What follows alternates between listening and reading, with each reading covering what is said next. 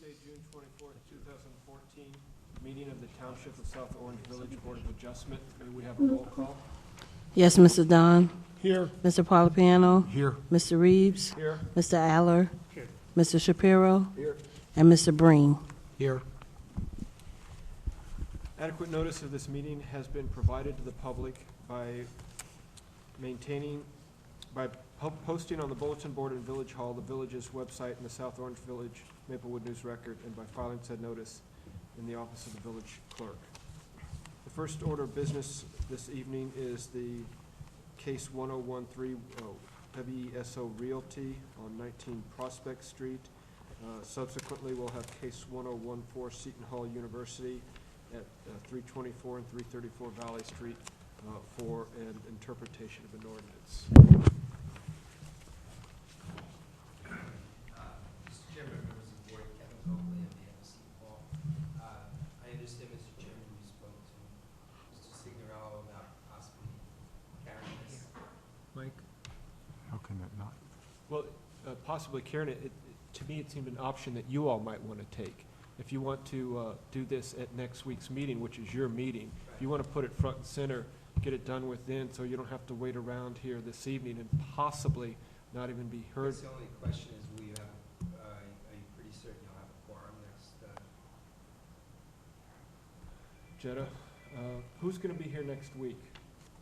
1, 2, 3, 4, 5, It's 2 weeks. 2 weeks.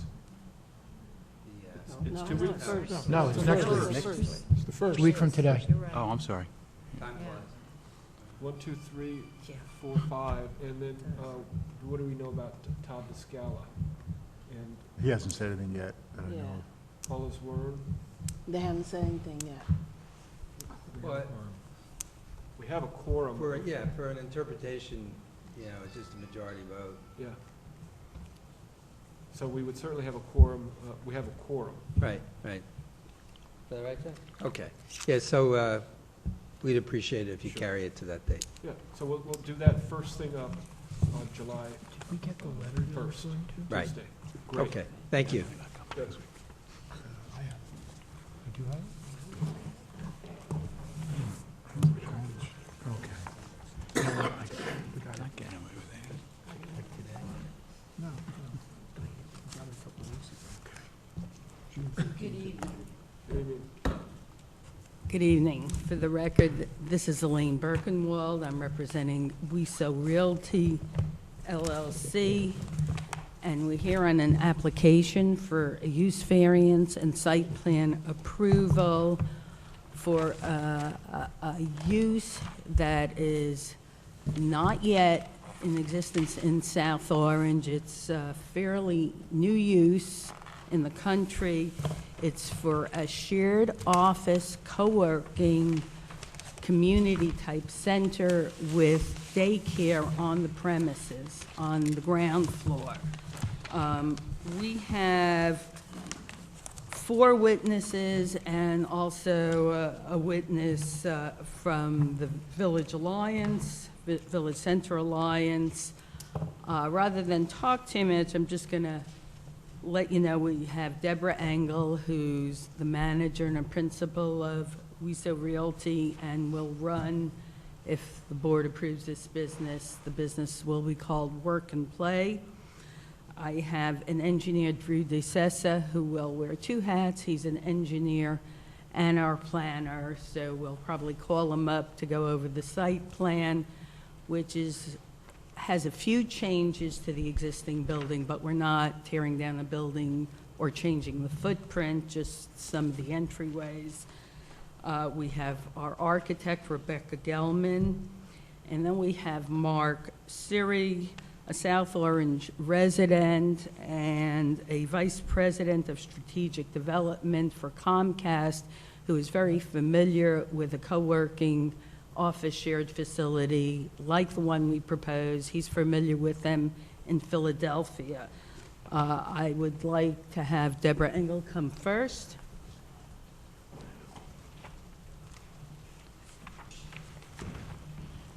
Okay, we have To get on the record, we have to talk into this You microphone. both have to talk into the microphone, so you might want to grab them and just, You have two microphones there, you can Can I just hold it?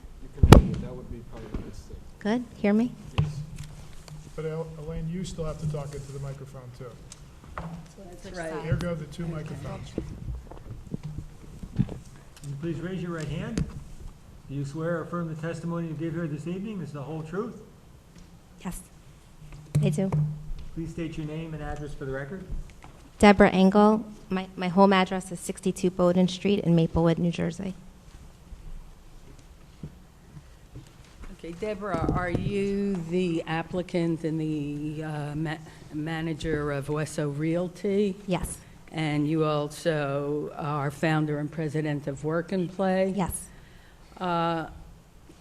Perhaps you'd just like to describe to the board what it is and the kind of use you want to have at the property, which is 19 Prospect Street. Great.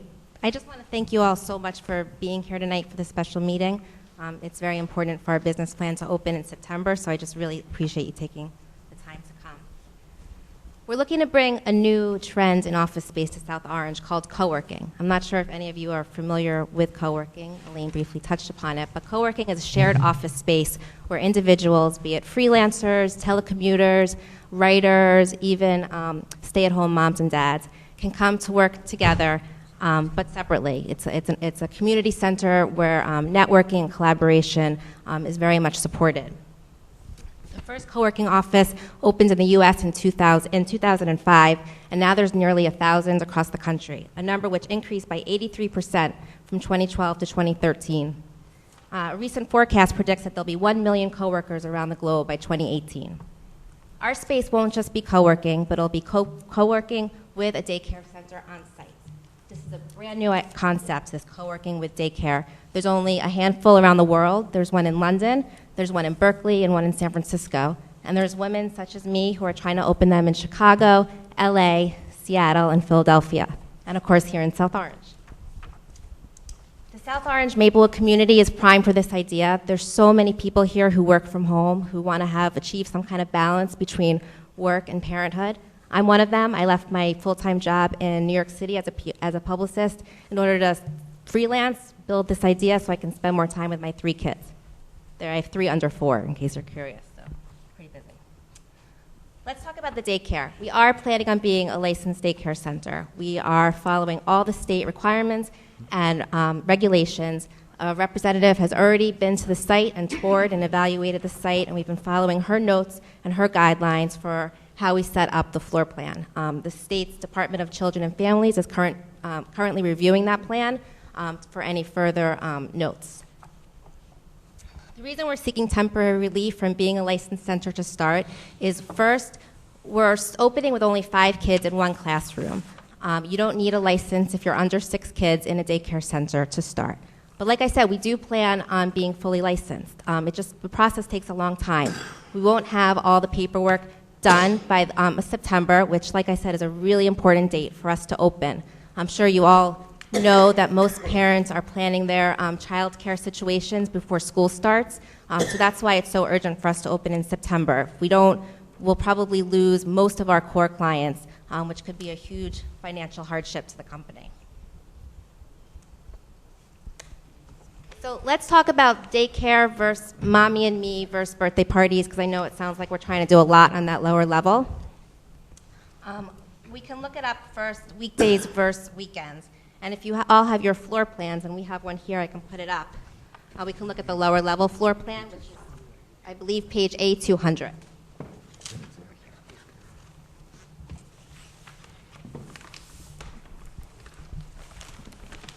I'm sorry, what is that? It's A200. This is the floor plan for the lower level, the proposed floor plan for the lower level. These are the architectural plans by Gell. Correct. Elaine, can we mark the set, please? A1? Are you having just certain boards of the set? You're just using certain sheets? Yes.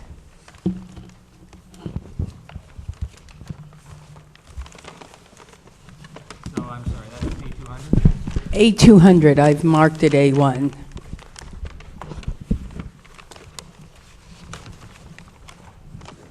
Are you guys ready for me to proceed, or should I still wait a moment? Okay, so when the daycare opens, like I said, we're only opening one classroom, and it'll be classroom labeled 101, this one right here. The daycare center is going to use this classroom, the playgrounds, which I should just say, when you hear playgrounds, I know you think of what you have, the great playgrounds you have in South Orange. We're not going to have any climbing apparatus or any slides or anything like that. It's going to be, everything's going to be on the ground. There'll probably be a stand table. It's going to be like an outdoor classroom where there's, learning activities using nature, maybe a little garden, so no climbers or anything like that. So they'll use the classroom, the playground, the bathrooms, and then this room labeled 107 will be the staff break room. So these other three classrooms, 100, 102, and 103, are all going to open up to each other, and these are the classrooms that we're going to use for the Mommy and Me classes. So with the Mommy and Me classes, parents park their cars, come in, take the class with their child, and then they all leave together. They'll be held during the week, mostly in the mornings, and classes will run probably, yes. I'm sorry, you said that the three that opened up are the three that are going to be used for these classes? Yes. And those three were what? What numbers were those again? 100, 102, and 103. Not 101? 101 is going to be the child care classroom. 101 will be the classroom that you hope to start with only 5 children. Correct. And at the beginning, the other classrooms will not be open until we get final state licensing, which has been applied for already. Do you need licensing for Mommy and Me? No. Okay. You don't need licensing when the parents are on premises with the kids. So even our parents who are going to be in the daycare, they're all going to be upstairs working. You're not going to be able to take advantage of the daycare center unless you're a member of the co-working facility and upstairs working. But I feel it's really important to get licensed because, I'm a mom. I know that I would want my kids in a licensed daycare center, so that's always been my mission to get state license. So they have to have rented space in order to take advantage of the daycare? They have to be a member of the facility. It's going to be a membership-based co-working facility. So there'll be different membership packages, and I'll get to this in a little bit when we go over the top floor plan. But you'll have a membership package, and then if you're a member, then you can also sign up for the daycare. If I may just clarify again, I think I'm slow tonight. Okay, could you go over those room class numbers again? So, okay, so if you look at the floor plan, at the very top, there's this one, right now it's one big room. So we're separating it, and this room, to the right, is going to be the daycare classroom for 5 kids when we open up. What number is that on your drawing? On my drawing, it's 101. 102 on ours. The problem is, it's not that number on the drawings we have. Oh. That's why I was confused. Well, So, can I come over and look at one of your drawings? And I Well, can it'd get be good to the, know if we were all looking at the same drawing. It would be good to know if we were all looking at the same drawings. yes. There was a second set of architecturals after the first set. Change the numbers in it? So what is the date of these drawings, or the revision date? Because I don't think we're looking at those. I'm looking at April 9th. This is existing. Can't read it. It looks like May 8th on mine.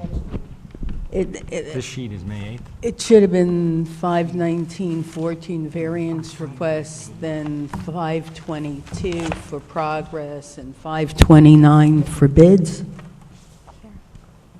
This says 5/8. Maybe I could just, the first room is the room in the upper right corner.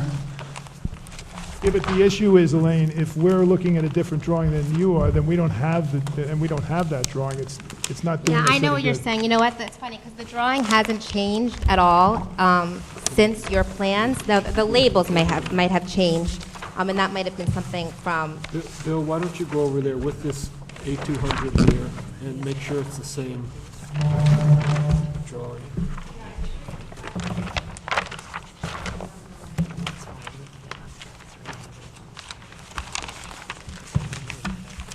Oh, I see. 102, 101.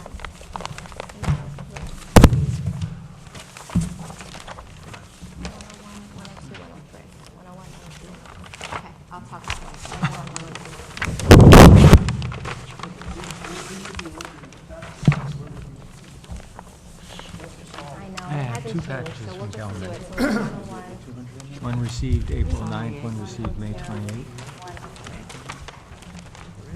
All right, so I'll go through that again now that I have your numbers. Thank you so There's much. 6 revisions, we don't have. So, We are not looking at the most recent drawing.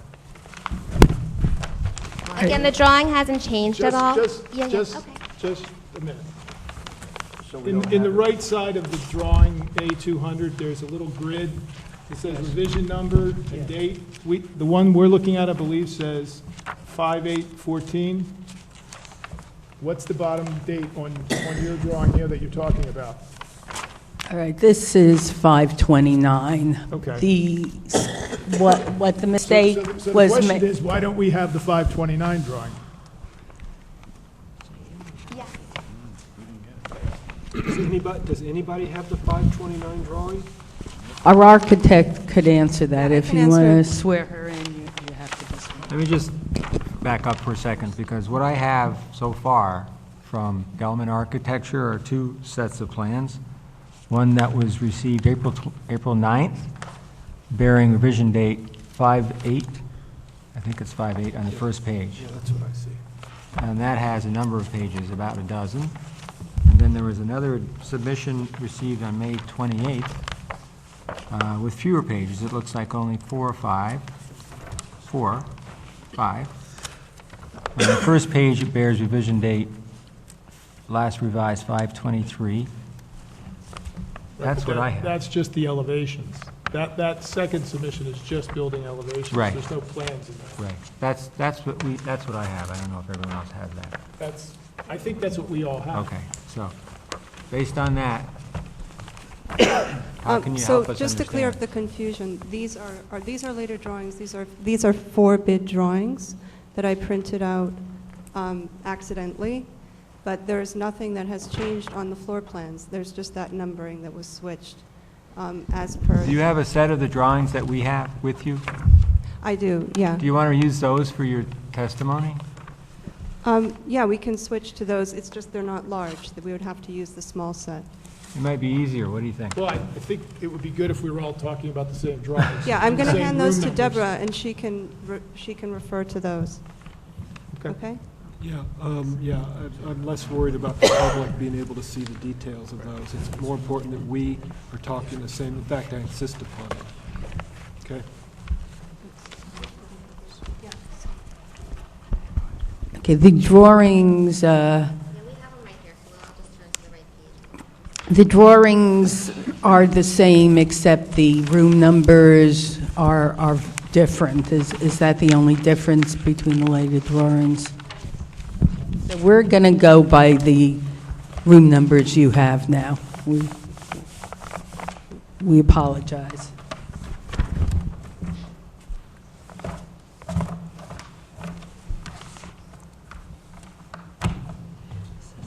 So just for clarification, the 3 rooms that we're going to open up, what number of rooms are they on the plans we have?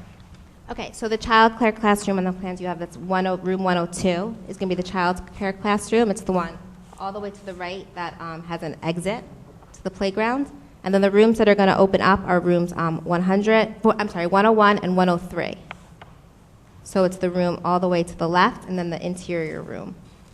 And the room to be used first is going So to the be... room for the daycare first is room 102 on the All right, thank you. side room. And then the other room and the interior rooms, that will be the mommy and me classes. That's 101 and 103 Correct. on this plan. Correct.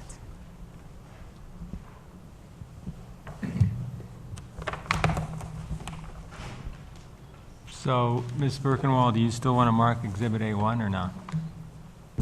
Yeah, what we did is we wrote down the room numbers that you have on top of this, so What's the revision date on that plan? this says 5/29. Okay. But the drawing is the same. The error was that the room numbers were varied on this. Otherwise, we're looking at the same thing that you are. So we are now going to use the room numbers that you have which we've just written in on A1. So if the board were to act on the application, they're going to act on the plans that the board has. You understand that? Yes, they're the exact same, so it's not, nothing has changed in the plan since, But these would be the plans, the ones the board has, not the ones that have come afterwards, because the board doesn't have those. yes. Yeah, the architect just testified, the plans are the same, they've just, that they made a mistake No, in what I'm saying is- numbering the rooms. What I'm saying, it doesn't matter what came after this, because this is what the board Correct, would correct. vote on, Yes. Yes. okay? May I continue now? So the Mommy and Me classes are going to be in these two rooms, which will open up to each other. They'll be held during the week, mostly in the mornings, and they'll all probably run about 45 minutes in length. These classes, yes, are open to the public, but the daycare areas will be secure. There'll be a receptionist sitting here. There's no chance that the moms or kids can come into the child care facility when it is open. Some possible classes we've been thinking about include yoga with South Orange resident and business owner Betsy Stevens, who runs Yoga Playhouse. A new mommy and dance class with a woman named Eliza, who's been teaching at the local libraries, and a possible Mommy and Me fitness class with a South Orange resident and who's very active in the South Mountain Elementary PTA. These instructors who are teaching the Mommy and Me classes will also offer enrichment classes to the kids in daycare. So Betsy can do yoga with the kids in the daycare, or Kelly from Music and More with Kelly. I've spoken with her about her daycare curriculum, and I look forward to speaking with her more about that if this is approved. Once the daycare does expand, once we are licensed, and if we have the need to expand to 12 kids, as our license will be, we'll move into these classrooms, and then we won't offer the classes anymore. So once the daycare has a need to be reached at full capacity, the daycare classes, the Mommy and Me classes won't run any longer. Now for the weekends, that's when the birthday parties come into play. The birthday parties will be held in these same rooms that the Mommy and Me classes are going to be held in. They're meant for parties for younger kids. There's not going to be a drop-off, pick-up situation. It's parents and kids park, come in together, enjoy the party, and then leave together. It's meant to be kind of like not having to throw a party in your house. Our slogan's going to be "Mess up my house, not yours." I don't know if any of you have ever thrown a party for a 2 or 3-year-old, but it's a pain having to clean up before, watch everyone make a big mess, clean up after. So we just want to offer another option for parents in this area. We're also planning on partnering with local businesses. Pirates Pizza can deliver the pizza. We can partner with Ashley Marketplace or Kate and Abby's for cake. And we hope to offer other packages with our Mommy and Me instructors to offer theme parties, like a yoga party or a music party or an art party with a South Orange resident who's a stay-at-home mom, an art teacher, and looking for additional income. Now I'd like to talk about security a little bit, since I touched on it. There'll be 3 different alarmed units in the building. The daycare will be on one. It'll have a traditional burglar alarm. And then the main entrance will have an intercom with a camera buzz system, so anybody who wants to come into the building will have to be buzzed in. Daycare employees will have either like a key code or a key fob to enter, and that will be tracked. And then upstairs, the first floor office space will be on a second alarm system. The co-working center has its own entrance, so that will also have a keyless entry where members will be able to have either a key code or a key fob to enter, and when they're not members anymore, that will be wiped out of the system so they can't get in. The apartment will be the 3rd alarmed area. They have their own entrance off of the driveway, and so they'll have their own alarm, which they'll punch in to turn it off. And then it is true, as the planner noted in her report, the apartment tenants do have to walk through a little bit of the office space to get to their apartment. That's just how the building has always been. They've lived there for a very long time. So we're not going to put a motion sensor right where they have to enter, but we'll have motion sensors beyond. So if they or their guests were to venture further into the office space, they'll set off the alarm, but for them coming straight in, they won't. We're also going to have security cameras at the entrances and possibly interior as well, depending on codes and budget.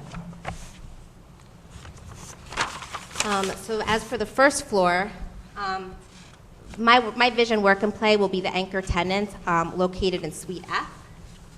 And how it'll work is you'll park your car. If you have kids in the daycare center, you'll walk them downstairs into the daycare center, say bye, leave, walk around the building, and come up to the second floor to work.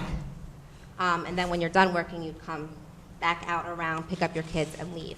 If you don't have kids, then you'll just park and come to work, and then, leave when you're ready. There's also 4 other additional office spaces that we plan on leasing out, a more traditional monthly lease. And we're hoping to fill those spots with complementary businesses. So like one idea is pediatric therapists, like an occupational therapist or a PT, physical therapy, or a speech therapist, so that when parents are dropping off their kids to their doctors, they can take advantage of the co-working space and work, and then pick up their kids and leave together. Other ideas are kids' wellness programs. I keep mentioning Betsy Stevens from South Orange, who runs Yoga Playhouse. She does a lot of therapy with autistic kids. She has overall other kids' wellness activities, and she has expressed interest in wanting a space in South Orange. And also parentpreneurs, those parents who have their own companies, who are outgrowing their home office and need a space, a regular space to meet with clients, want the co-working experience, but actually need 4 walls around them. There's possibilities for them to stay, to work there as well. Yes, all the tenants are going to share the common areas, the kitchen and the bathroom. That's purposeful. Co-working is meant to form a community. It's meant for networking and for collaboration. So we want all of our tenants and guests and clients to be able to mingle with each other, because you never know where opportunity is going to arise. Rebecca, my architect, and Drew, my engineer, can talk you more specifically through the changes we want to make to the building for our purposes, and also to beautify the landscape of South Orange.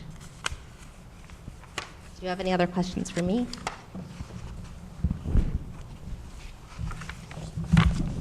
Sorry. Bill, do you have any questions? I have a couple. The ages of the children for daycare? Yes, I believe the licensing is 0 to 6, but I suspect my kids would be 0 to 5. Okay, so you will have kids under the age of 2.5? Yes. Okay. The occupancy of 12, is that based on the square footage that you have available? That's Or based- can it grow to be more than 12? The 12 is based on what the state, when they toured the facility, what they told me would be an acceptable number. It could be less, depending on when they retour. Once the plans are final, it could be less, but I'm not going to exceed 12. So 12 would be the maximum? Yes. Okay. That's all I have right now. In terms, I'm sorry. Go ahead. Okay. It wasn't clear to me, who's going to be running the daycare? I'm hiring somebody. I'm looking right now if you know anyone. I'm hiring someone with experience working at a daycare with a P3 certification, or experience from, or the requirements that the state has for head teacher or consulting head teacher. And they're going to help develop the curriculum. They're going to help run the center. They'll teach in the classroom, whatnot. Can you, I'm just a little bit confused about the office space. Sure. So there's 2 types of office space that you're proposing, a shared and open plan area that sounds like it's for people who might use it more on a kind of drop-in basis, for an afternoon or a couple of hours. And for that, it sounds like what you're proposing is that you would have a membership list. So maybe 50 people would be members, and any time 5 or 10 of them might be there and leave and others come. Is that a fair? Correct, yes. There's going to be membership levels. There'll be a certain amount of desks in the space, and they reserve their spot. So they can sign up online or via their phone or their website and say, I want to come today. Is there a space for me? And how many spaces will you have that they're competing for? 14. 14. And then the second thing you have is what sound like traditional offices, where I Yeah. could say, I just want to rent an office. And is that really, if I rented it, it's my office, no one else, if I'm not there, it's Correct. empty? Is Yeah, that you'll have correct? your own key, you can lock the door, all Right. your stuff. And how many of those are there? There's 4. Right, so 14 and 4. And how many members, and what you're saying is, if I went to sign up for this afternoon and there was no room in the shared space, then I just couldn't use it? Yeah. And with 14 and 4, if each one of us had children, then there wouldn't be enough room in the daycare for Correct. 18 plus You have to sign kids. up for the daycare in advance as well. So The you same have to see thing. if there's a spot And so the open. children in the daycare would be a rotating mix depending on who's upstairs. Yes and no. Yes, there is possible that it could be rotating, but I really want to try to find people who want to set a set schedule, because I think it's important for the kids, for the teachers, for the other kids who are socializing to have some kind of consistency. Right. So I'm trying to offer, in South Orange and Maplewood, there's a traditional daycares that are open, all day long, where you have to at least commit to 3 days a week.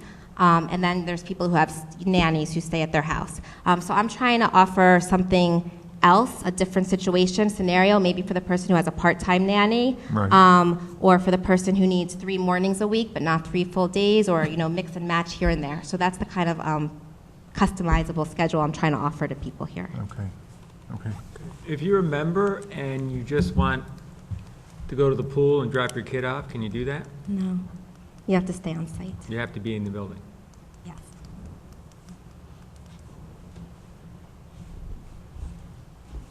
Sure. I have a couple of them. Right.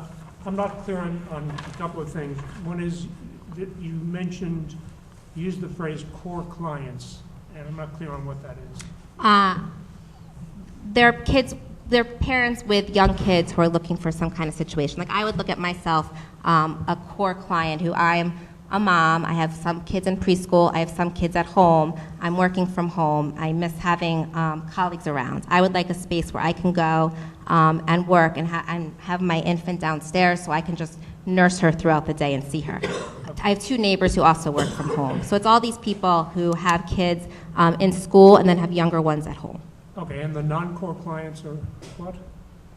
Those are the core clients, and what are the other clients? Stay-at-home moms who need like a part-time sitter or want a place to go where so they can, when it's time for taxes or plan a birthday party or Christmas cards or just, any life stuff that you have to do on a computer, somewhere where you can go and work and have the kids downstairs. Kind of like a gym, but instead of, working out, you're working on important household Okay, stuff. and 201 is the first floor plan, that's where these offices are? Correct. Okay, and looking at 201, I'm not clear, you said the tenants have to walk into part of the premises that are occupied by the daycare? Oh, the apartment, yeah. Could you show me where that is, because? Yes. You'll see the stairwell on the floor plan. Lower right, there's 2, On the lower right, correct. yes, So there's actually a doorway out to a sidewalk. is that shown here? That is not shown here, but I believe it is shown on the site plan. On what? It's shown on the engineer site plan, which you'll see as well. Okay, so I'll pretend there's a door Yeah. out there. You pretend there's a door. So they have to they come in, they walk upstairs, and you see how there's the 2 doorways swinging out? Yes? They have to walk through one and then through the other one to go upstairs. And to go up to the residence. That's to go up to the upstairs residence, correct? So you walk up one flight to get to the offices, and you walk up the other flight to get up to the apartment. Correct. I'm guessing it's 2 more flights to get up to the apartment. Yeah.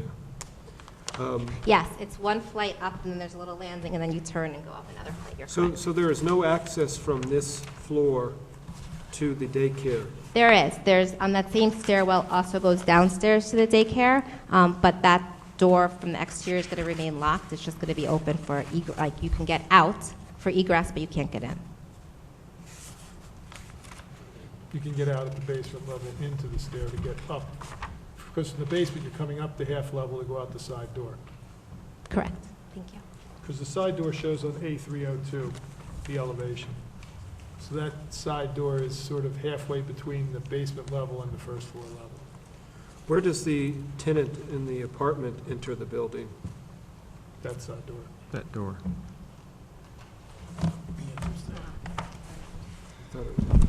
I think the engineer will answer that question. We have, the engineer will really describe the exterior and any changes to the site, and we have an architect, and everybody's going to be here all night, as long as you're here, so if we could just hold that for him, I think it'll be easier to show you. Can you walk me through the various suites here? I'm looking at Suite A, that's a closed office. Lower right. Suite B to the left is a bigger closed office. Correct. There's a common area. There's a bathroom to the right. Correct. There is, on Suite D, is a closed office space, right? Correct. There is Suite E on to the right. Yeah. Another closed office, and I go down a flight. Up a flight. Up a flight Up a there. flight. Okay. Or a half flight. And then I enter Suite F, which is a more public area. You've got some, three chairs and cubicles. You've got a conference room. Is that closed off, or is there a So the conference room, we do have a conference room if a member needs to meet with clients or has a need for a conference room. So there's going to be, it's going to be a sliding door. sliding correct? door? So it could be open or it could be closed. Okay. And then- someone was asking about that entrance. I'm sorry, I forgot to answer that. So that entrance to the co-working facility from the exterior is right in front of that conference room. You'll see there's stairs up. And that's that second entrance. Oh, here's an entrance. Okay. That's next to Suite D, is where that entrance is, right? Next to Suite D, yes. Okay. And then Suite F is a open It's an table open, desk area. it's an open concept co-working facility with a conference room if you need it, closed door conference room. And then there's also a semi-private office all the way to the right that will be cubicles, but if somebody needed to rent an office for a day or a week or whatnot, that can be a private office. Okay. You had mentioned that there were 4 regular offices, but there seemed to be 5 that we just went through. Is that because D is actually more of a conference room? There's 4. There's A, B, D, and E, and then F is the co-working facility. So there's 5 offices, if you look at it that way, but 4 will be rented out on the more traditional basis, and then the 5th will be the co-working facility. There was some mention here of retail space. I'm unclear. Is that referring to the Mommy and Me and the weekend birthday parties? The retail space was more of if it was a retail space that was meant to serve the tenants or the members in the building. So kind of like an office space might have a retail shop, or if one of the tenants needed some kind of retail space, that was why, because it was zoned for retail. Did I answer that? Well, where is that? In here? Where would the retail space be? It would be one of the. And I think it would separate probably be suites. Suite A. But again, we don't have any tenants, so, because we're waiting, to talk to you guys and make sure that all of this is above board, so it would be depending on the interest. And I think Rebecca can probably talk more about this at length, if you want to save that question for her. Well, you're the manager and applicant, so I'm Yeah. asking you, what would you imagine would go in Suite A? Well, for example, I know Betsy Stevens, who I mentioned, she has a retail component to her job. So I don't remember Betsy she's Stevens. yoga. She's She's the the yoga yoga. teacher. Okay. I apologize. So she has a retail component to her business. So if she was a permitted use and she was to rent space, she might want to use Suite A for her goods. But does that mean that I might come shop there for yoga mats? No, I don't think it would be yoga mats. I honestly don't know. I don't know what it is. Whatever, I might, Yeah. no, Or I another might ex- come to the store and not. Another example could be somebody who is a photographer or designer or some kind of goods or jewelry maker. If they want an office, and then they also want like a place to be able to sell their stuff. But I don't think, I mean, the building's not set up for retail. I mean, I think we can all agree, if you've seen the building, it's not a retail space. So it'd be more of a retail space that is used for the people who are already coming to the building for another reason. So like an ancillary use, I guess is the term. Well, I think the issue for us is either it's retail or it's not Yeah, retail. It I mean, can't retail have- means People you drive- advertise and people come to the site to buy You things. know, we're right? going for the office use. So, you know, this is meant to be the co-working facility, a community-based place. So the retail is not an important. If for we us. wanted retail, we wouldn't be here, because That's right. retail is a permitted use. This Right. building, and the architect will describe it more, but it's not a retail building. It doesn't have a storefront. Yep. So any retail use would be a little less public than the usual retail use, and probably geared towards people already in the building. But retail use is the permitted use on the first floor, and the reason we're here asking for a use variance is offices are not permitted on the first floor. Although, and that was one more thing, when you purchased this from an LLC owned by Joan Flood, Correct. and what were the uses in the building when you purchased it? There were 2 psychologists in the main first floor office. Uh-huh. So other the units first were- floor is off of Prospect? Correct. Okay. Because essentially, there's 2 first floors. Correct. Correct. It's an interesting building. I had thought that the board, if they were so inclined, could grant our relief that we need in the form of an interpretation, finding that there are, that the first floor on Prospect Street, where you could go in on the first floor, is really a second floor, and then offices would be permitted on that.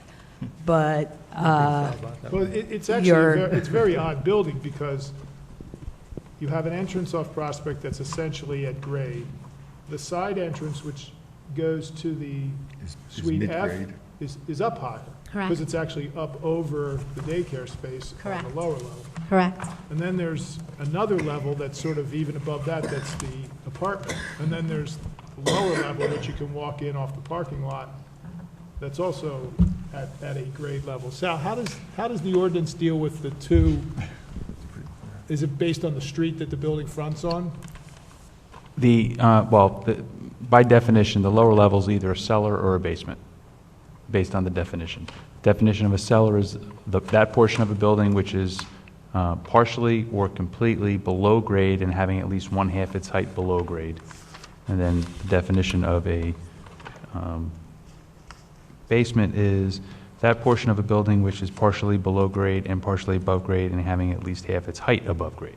So I think in this case, it's a basement, because I think Right, yeah, it's the not a cellar. front, the front portion of the building is below grade at the Prospect Street side. Right. Towards the back of the building, it meets grade because of the drop-off, but it's not a first floor. Got it.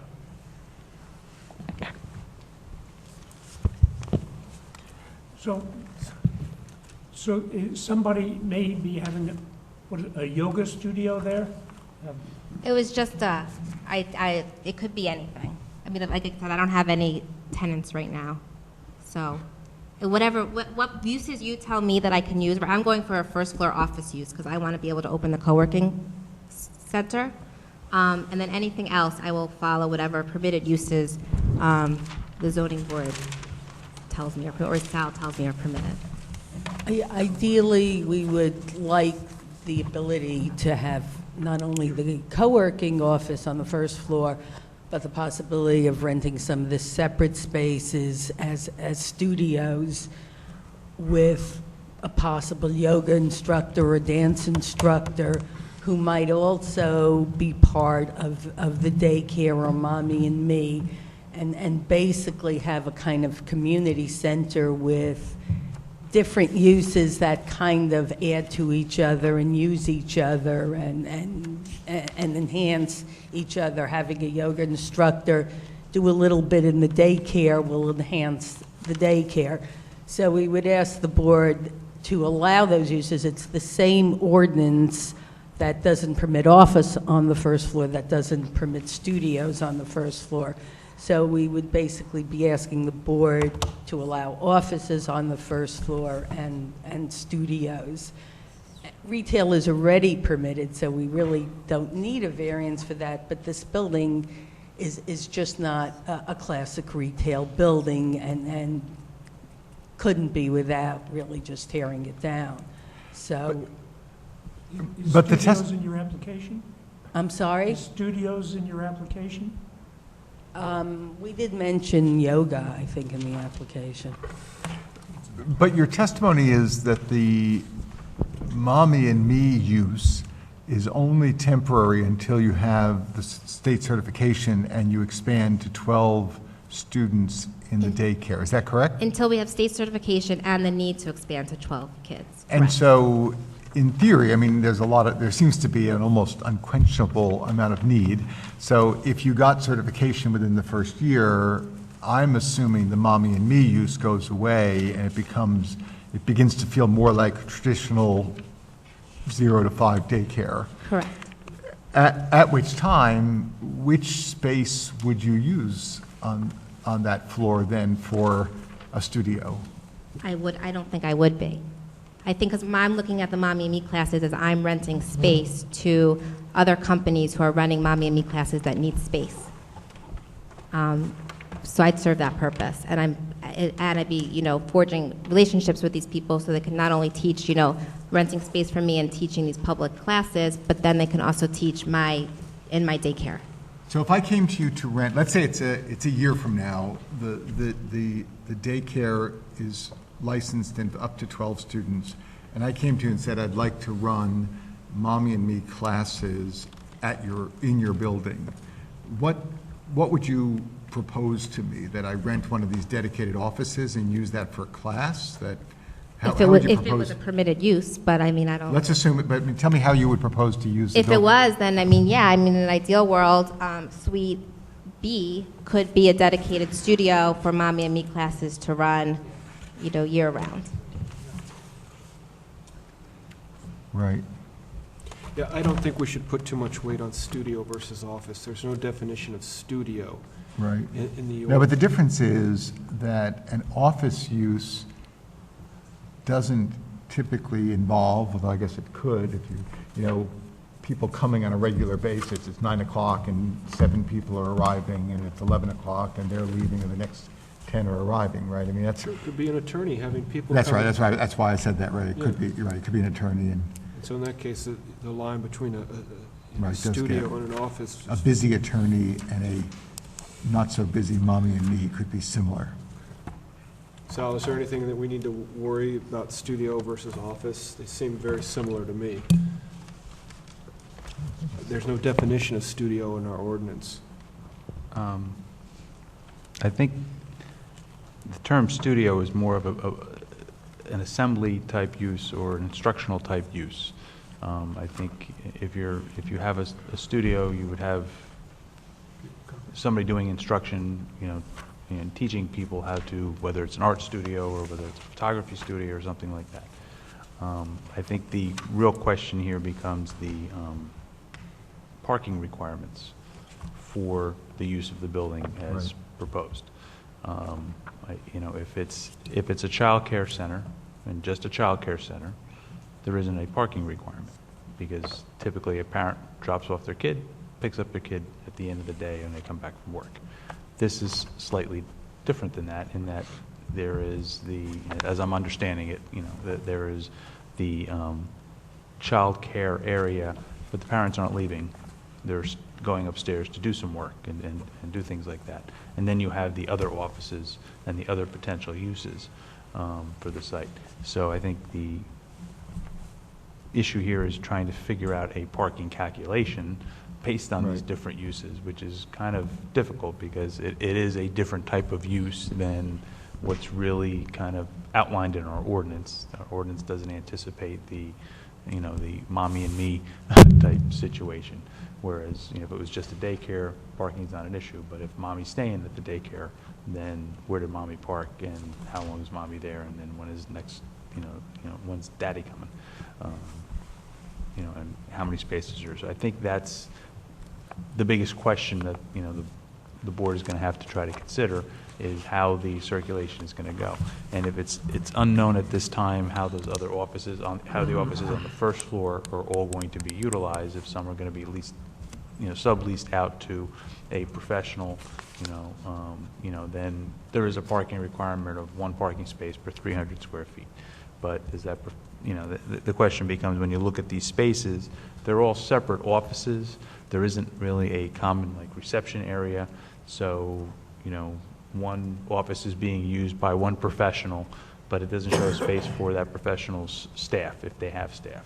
So are they sharing that space? And if that's the case, the offices are not huge. There's not a lot of space in there.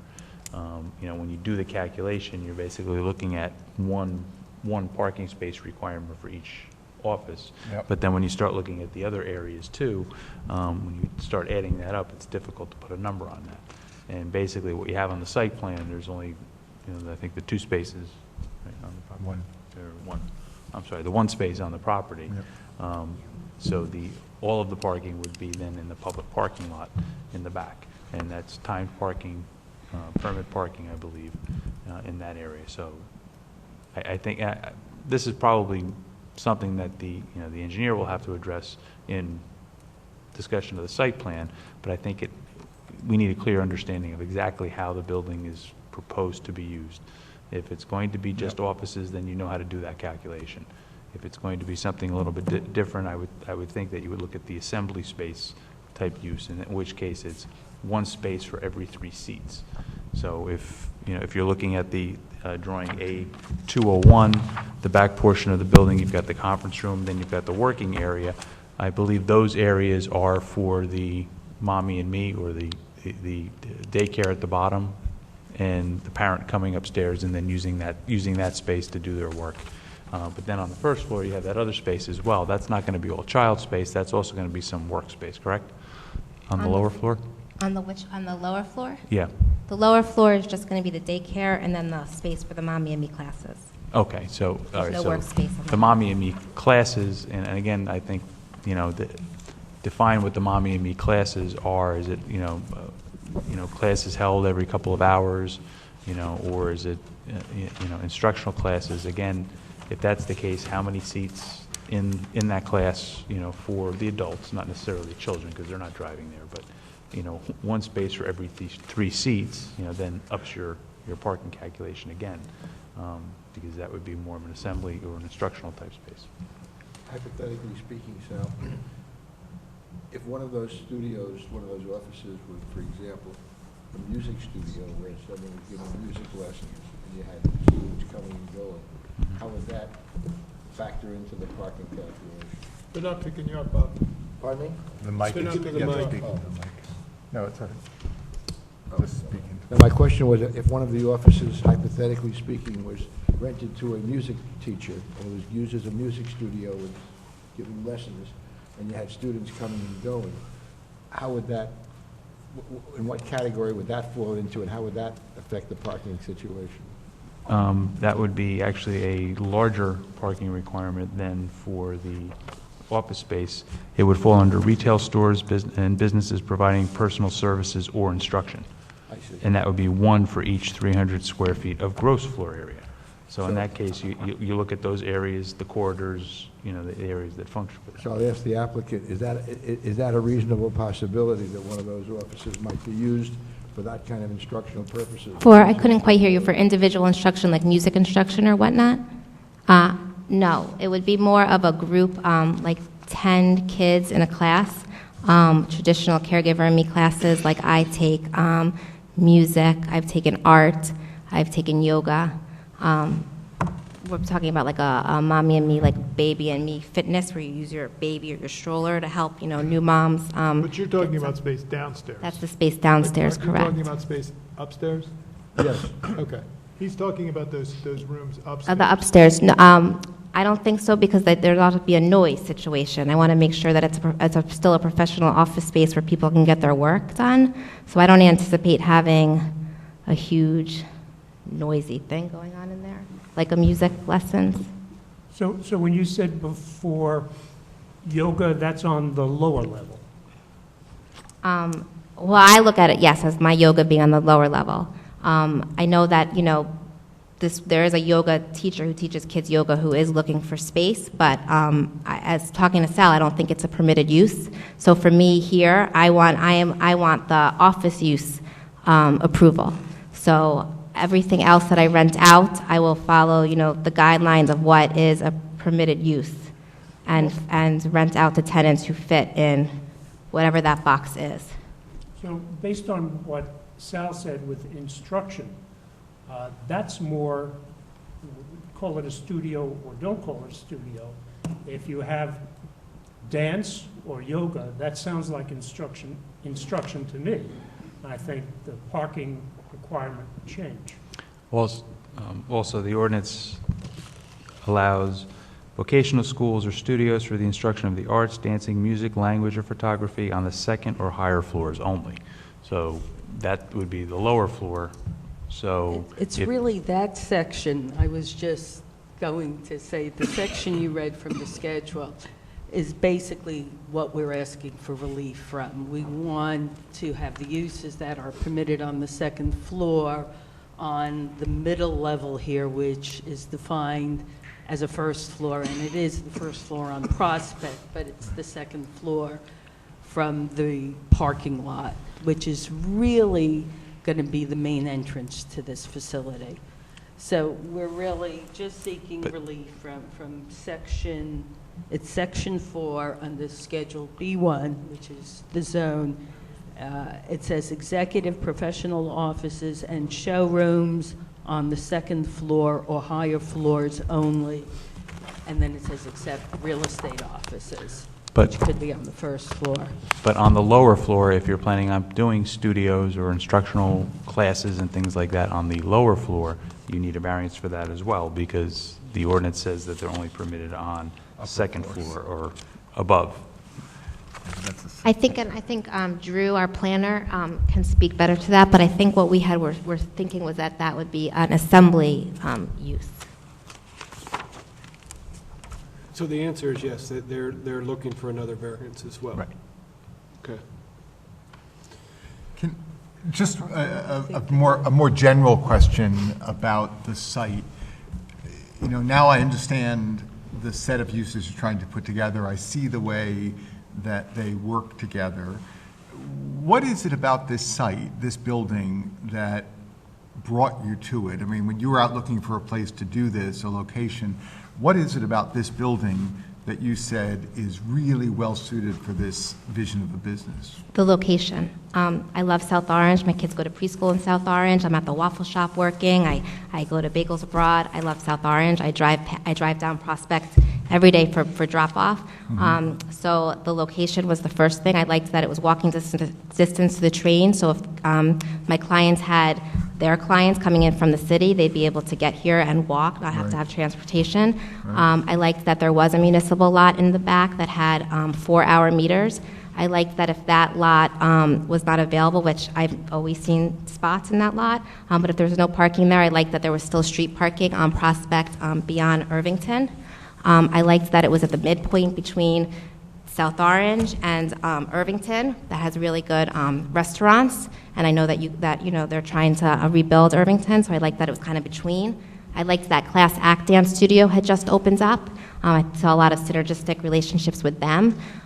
So those are just some of the reasons. And I liked that it was a clean slate. When I bought the building, I had doctors working on the first floor. I didn't even know that they would be leaving. So I was planning on just taking the empty suite and the downstairs for the daycare. And when they gave notice, we said, oh, wait, here's a real opportunity to renovate the whole building, which, is, I don't know if any of you have ever been inside, but it's pretty run down inside. So here's a chance to really make this this building something beautiful and special in South Orange, and offer a community center for both South Orange residents and Maplewood residents, as well as people from Livingston and West Orange. I've had a lot of support from parents all over the area. Okay, thank you. Are we going to, along those lines of what you were asking about, why is this property perhaps particularly suited for this? Ms. Birkenwald, you had written a letter about how there were no variances previously for office use, but you're asserting that based upon the directory of South Orange, that in fact there is a history of its office use. Are we going to receive testimony from a planner on that? Well, the planner will, I'm sure, testify that part of why it's particularly well-suited is that, at least as far as I could see, this building, and I think the directory, the Orange's directory showed, this building was probably originally a dentist's office with the dentist living upstairs. And then I saw the dentist was there in 1916. In 1932, it became 2 dentists. In 1934, it was another 2 dentists. In the 50s, a dental laboratory was there, and 2 physicians were listed. This is on the first and second page of my letter, and the attachments are pages from the Orange's directory that kind of show prior uses for this address, 19 Prospect. In 1965, there was a physician and a dental laboratory and another physician, and then 2 other names were listed. And I don't know, of course, one could have been a residential tenant on the top floor, and one could have been in an office. Also from I looked through the file in the building department office, and from some of the documents there did appear to have been a resolution regarding the property, but I only found 1 page, and when I made an Oprah request for resolutions, I was told there were none, but I attached that 1 page. It doesn't tell you a whole lot about what went on there, but the Floods, who were realtors who were on the ground level for a while, had submitted plans, and what they had done was make the ground level a more open space. And the plans were in the building department file. So it seems like the building was built in the 1916 era. Dentists often lived upstairs from their offices, and I think that's the way it started. So I think there is not the exact same use. Deborah's use is really a new use for 2014 for today's time. So part of the reason it's not listed, co-working is not listed in the zoning code, is because it wasn't around when the zoning code was drafted and when it was even supplemented and added to. But the building is particularly suited to have offices on that level because it seems that it always has had that, dating down to 1916.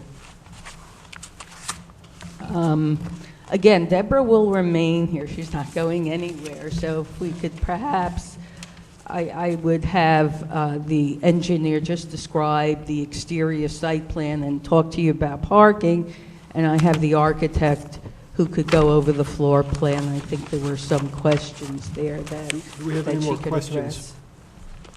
No, does the public have any questions? Ms. Engel? Okay. Yeah, did I hear somebody say, "I do"? Good. I would like to speak.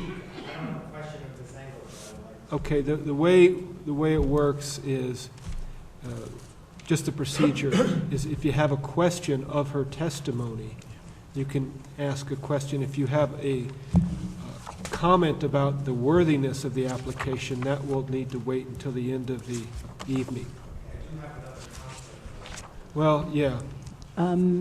If I may, we've talked to Mr. Zuckerman, who has kindly agreed to come to this meeting. So if it would be all right with the board, he does have a position in South Orange, and we would be glad to have him come out You and wouldn't mind turn. him talking now? Is there anybody else in the public out there?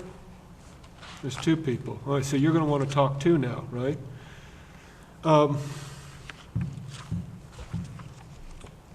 Do you have questions for the applicant right now? Yes. Okay, wait. Okay, let's first take your questions for the applicant. Now's the proper time for that. And then you have a brief statement, Mr. Zuckerman? Yes. Okay, then let's do that. Let's take the questions, though, in order first. Sir, come on forward, please.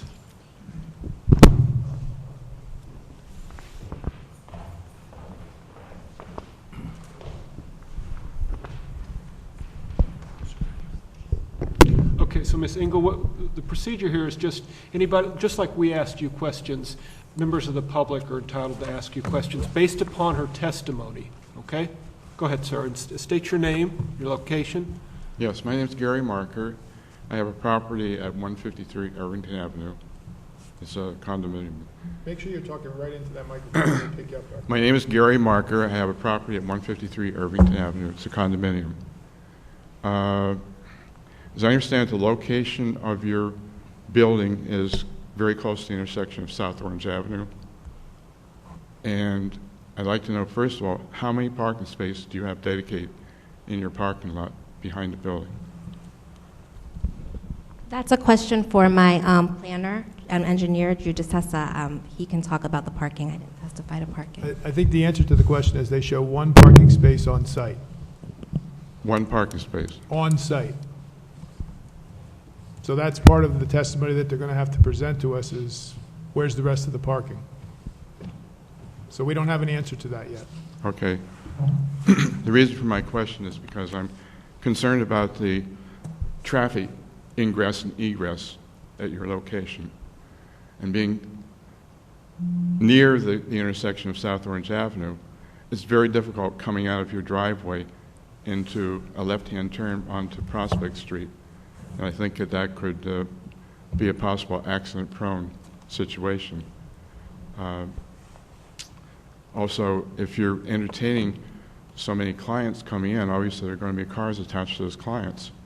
And if you don't have adequate parking, obviously it's going to create a congestion. Okay, sir, try to ask an answer in the form of a question, at least. Ask a question. Yeah, we're not taking comments right now. I'd like you to ask a question. Obviously, you're concerned about the parking. Yes. Try to ask questions based upon her testimony. The engineer's going to come forward, going to try to make the case that the public parking is adequate. I'm sure that's what's going to happen. So you might want to hang around and wait to hear what the engineer has to say. Okay. Thank you. Okay, I'm going to make an exception for Mr. Zuckerman because there's not many people here in the public, so I'm not going to stand on ceremony for one person.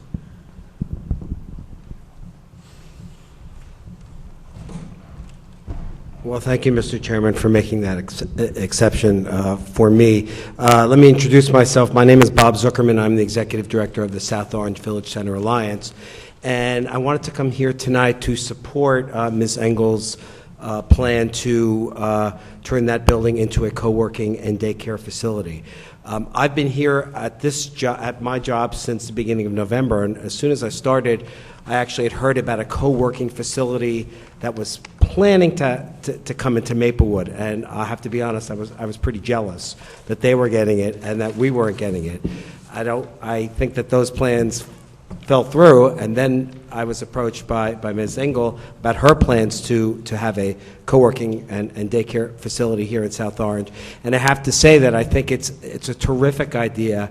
I used to work in New York City, where I ran a business improvement district there. Co-working is happening all over New York City, and it really should be happening here in this part of New Jersey as well. What it does is it keeps people who would go to offices or rent offices in other places here in South Orange, and it will be a significant boost for us for our central business district, particularly where this facility is located. That area of South Orange Avenue is really our toughest part of our district to market, to get people to come to those stores. So not only will it help the downtown in general, but it would specifically help that part of our central business district. And I just think that it really is a win-win for the entire town of South Orange, certainly for our village center. And I would just like to say that even though the facility is located just outside of our boundaries, we felt that this is such a valuable addition to our village center that we wanted to come here tonight and lend our support. Mr. Zuckerman, what is the Village Center Alliance, briefly? Briefly, we are a public-private, nonprofit organization that works to bring economic development, new businesses to our village center. In fact, that's where I'm off to right now, our Business Recruitment and Retention Committee. We just gave a lengthy report last night about the online survey that we had conducted, where we received 2,000 responses from South Orangers and from people from neighboring towns and Seton Hall students about what they wanted to see in South Orange. So we do marketing, we do branding for our downtown. We also do supplemental cleaning services and supplemental maintenance services to what the township does. How is that different from, isn't there another one downtown run by Ms. Newman? No, this is, the Village Center Alliance is a successor organization to Main Street South Orange, which was run by Ms. Newman. Okay, so this is the successor. Correct. We are still, however, a Main Street, New Jersey community, but we're also a special improvement district, and that's the difference. Great. Thank you. Thank you. Okay, thank you very much. Mr. Zuckerman, when we talked earlier, you had told me that you felt that co-working would increase the foot traffic in this part of town. Yes, absolutely. And I just thought if you tell the board why you feel that. Sure, because instead of people working from their homes, I just had a lunch meeting today, for example, with an architect who was working out of his home.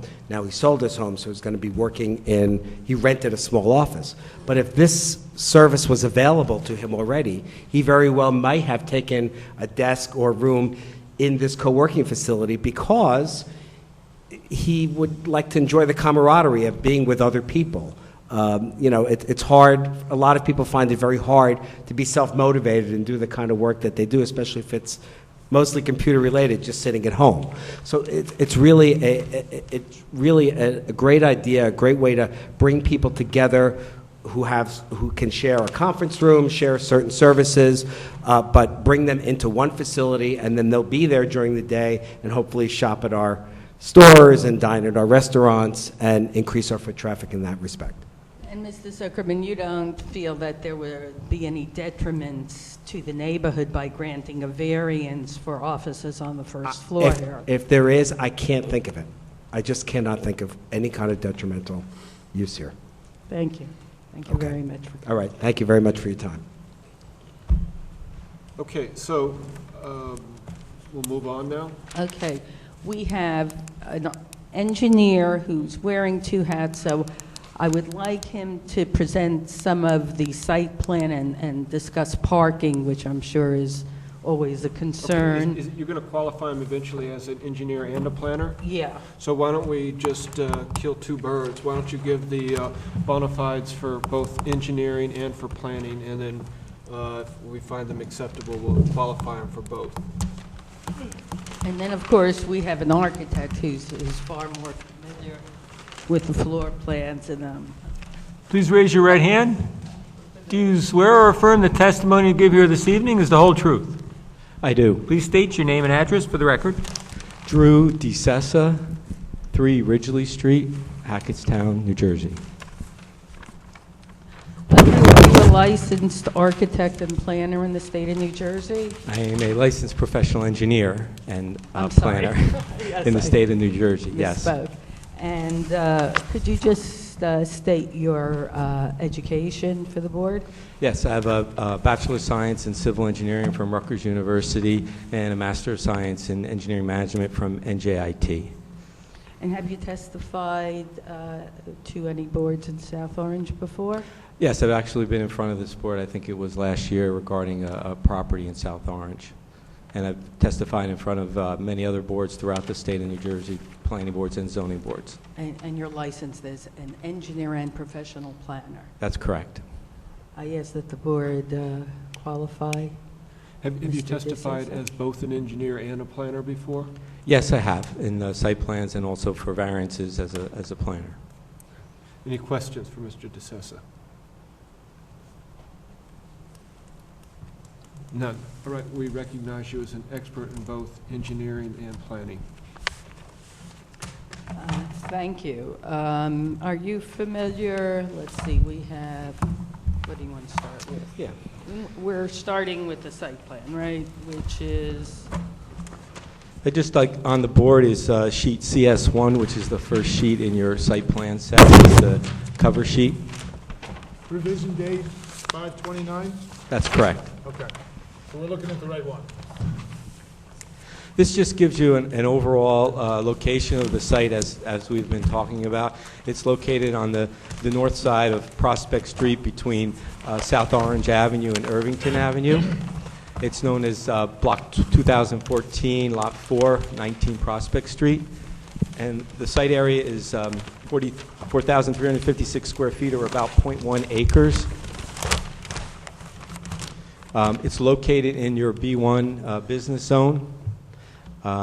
You also have, I think we submitted a plan showing the surrounding uses. It's a colored document. It was submitted with the project report.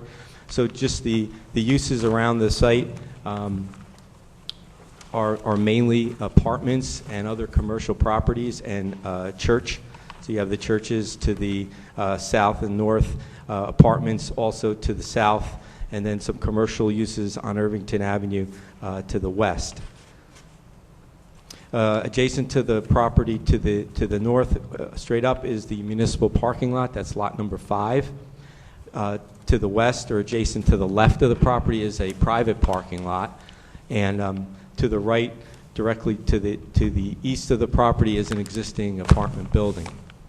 Isn't the municipal lot Lot 2, not Lot 5? yes, we got caught. It's 2. I'm sorry. Lot 5 Lot is a private lot. I'm sorry. Lot 2 is the correct lot in block and lot. I was referring to the municipal parking lot number, the way South Orange labels its municipal parking lots. We're just checking to see you're paying attention. Yeah, that's all. yeah. We're So getting our numbers it's mixed up identified a in the little bit. parking plan, or the parking authority has that as municipal parking lot number 5, but it is lot 2 in block 2014.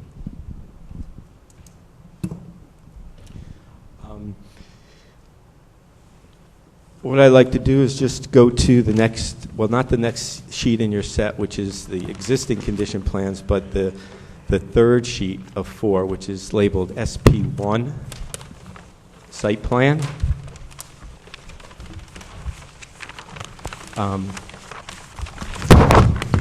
This is just a colored rendering of that site plan sheet, just to highlight some of the conditions on the site.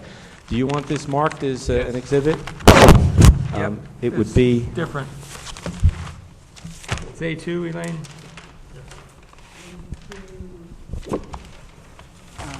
Minor site plan by Drew M. DeSouza, dated... What sheet is it? 3/31/14. What sheet? This is sheet SP1.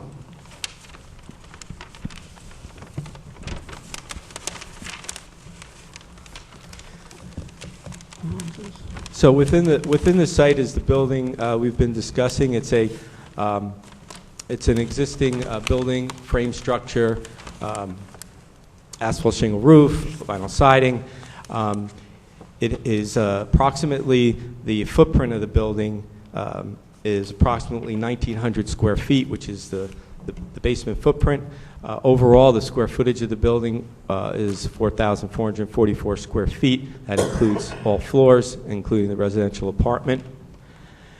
The building is centered in the lot. The lot fronts on Prospect Street, and it also is adjacent to the municipal parking lot to the rear or the north. And then on either side, you can see the existing private parking lot that has access out to Irvington Avenue. And color here in this brownish red is an outline of the existing apartment building that's located to the east. Currently, the site there's not really a lot of different things going on, but it does have existing sidewalks and fencing around this property. There's a sidewalk leading down the east side of the building from Prospect Street down to the municipal lot. And then there's also a sidewalk on the west side leading down from Prospect Street to the municipal lot. And there is some fencing which is in disrepair in some areas around the perimeter of the lot. Also, topography-wise, as has been discussed, Prospect Street is at a higher elevation, so the slate slopes down approximately 4 feet down to the grade at the municipal lot in the rear, municipal parking lot.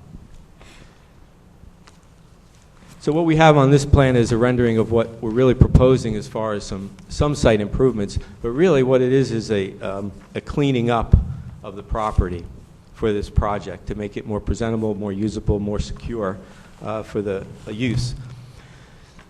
The existing sidewalks will remain, as they're shown in gray. There is an existing driveway on the right side.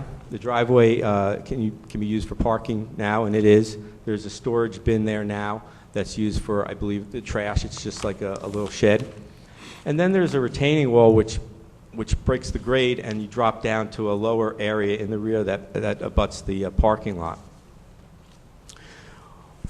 The proposal is to basically replace the fencing around the site with some wood slat fence. We did propose it to be 6 feet high. We understand that this type of semi-transparent fence, your planner noted that 5 foot high is the maximum, so we'll be modifying that height. But it will go around the perimeter of the site, tie into the corner of the buildings on the east and also on the west. It'll come across the front of the building, tie into the building with access gates at the front, access gates at the rear.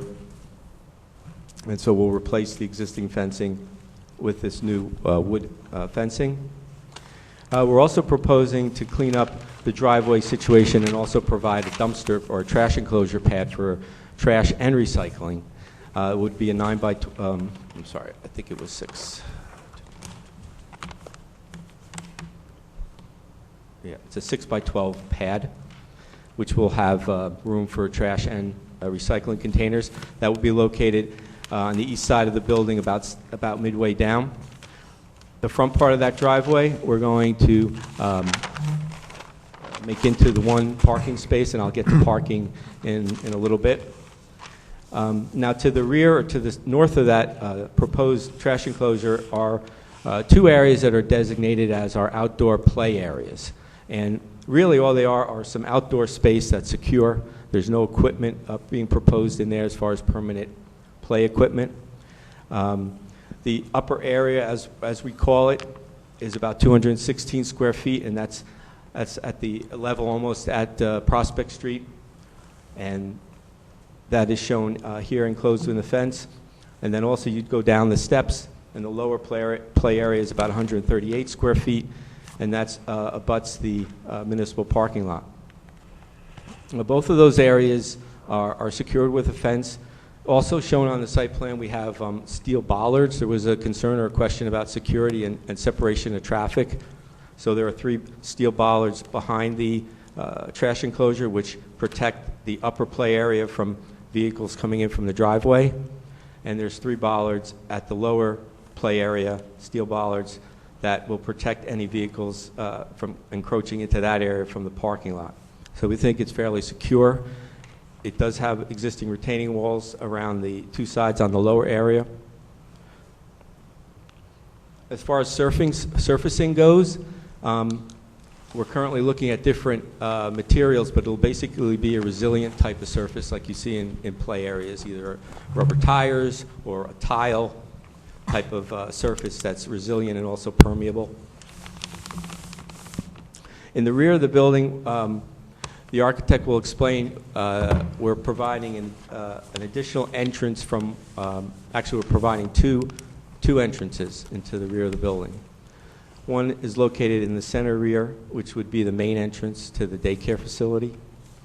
One is located at the northwest corner, and that will be an emergency type of egress as required by code and by the daycare regulations. Both entrances, we've proposed to have a sidewalk leading from the municipal parking lot sidewalk, which is shown in red. It's existing there, in order to allow people to have access into the building. Back in that area, we show there is one tree that would have to be removed that's in direct conflict with our entrance. So the center entrance, there was some question about how to get into the daycare facility. That is going to be the main entrance for the daycare. As far as the entrance to the office spaces, you have the front entrance of the building coming off Prospect that gets you into that first floor lower area. And then on the left side or the west side, you'll see steps going up, and there's a door there that gets you to the upper first floor area, I would say, where the co-working space is. And those entrances are marked on your site plan with little solid triangles. The one entrance for the apartment is shown on the right side or the eastern side of the building. It's a triangle that's just prior to the gate, so the apartment, the tenant can just come off the sidewalk and go right into that side entrance to get up to the apartment and not have to go through the gate to get in. We also are providing landscaping and lighting on the site. The landscape plan is shown as part of the architectural plans. It's going to basically not be too extensive. It's a small site, but be utilizing native plantings. The lighting plan is also part of your site plan set. I don't have that on a board, but we provide site lighting, which will be all contained within the property lines, except you'll see there's some spillage onto the municipal lot because it's very close to the building. So it's going to just provide some additional lighting on the municipal lot, which we don't feel is a real detriment. In fact, it's probably a little bit better to have some more lighting back there. And as well on the western side, a little bit of spillage over, but then again, that's a parking lot as well. We cut off our lights at the property line on the side where the apartment building is. There was a comment about cutoffs for the lighting. We'll provide shields or cutoffs to make sure there's no glare.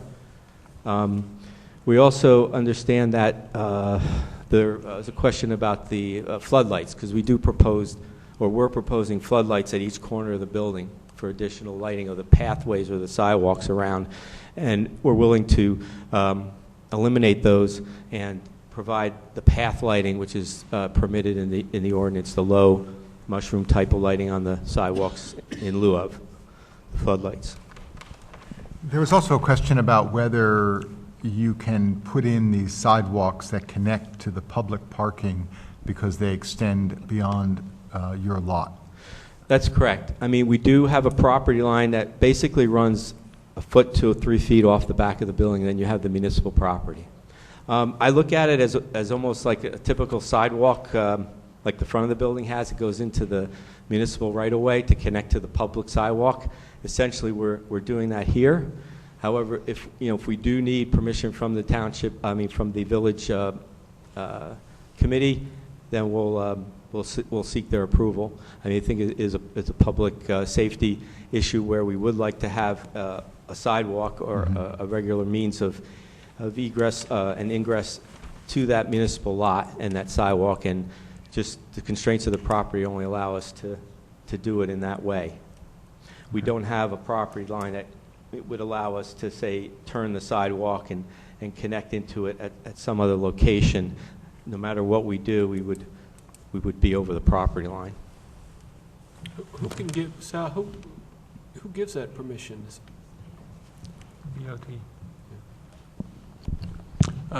It would have to be approved by the Board of Trustees, including the removal of the tree that's in that sidewalk area as proposed.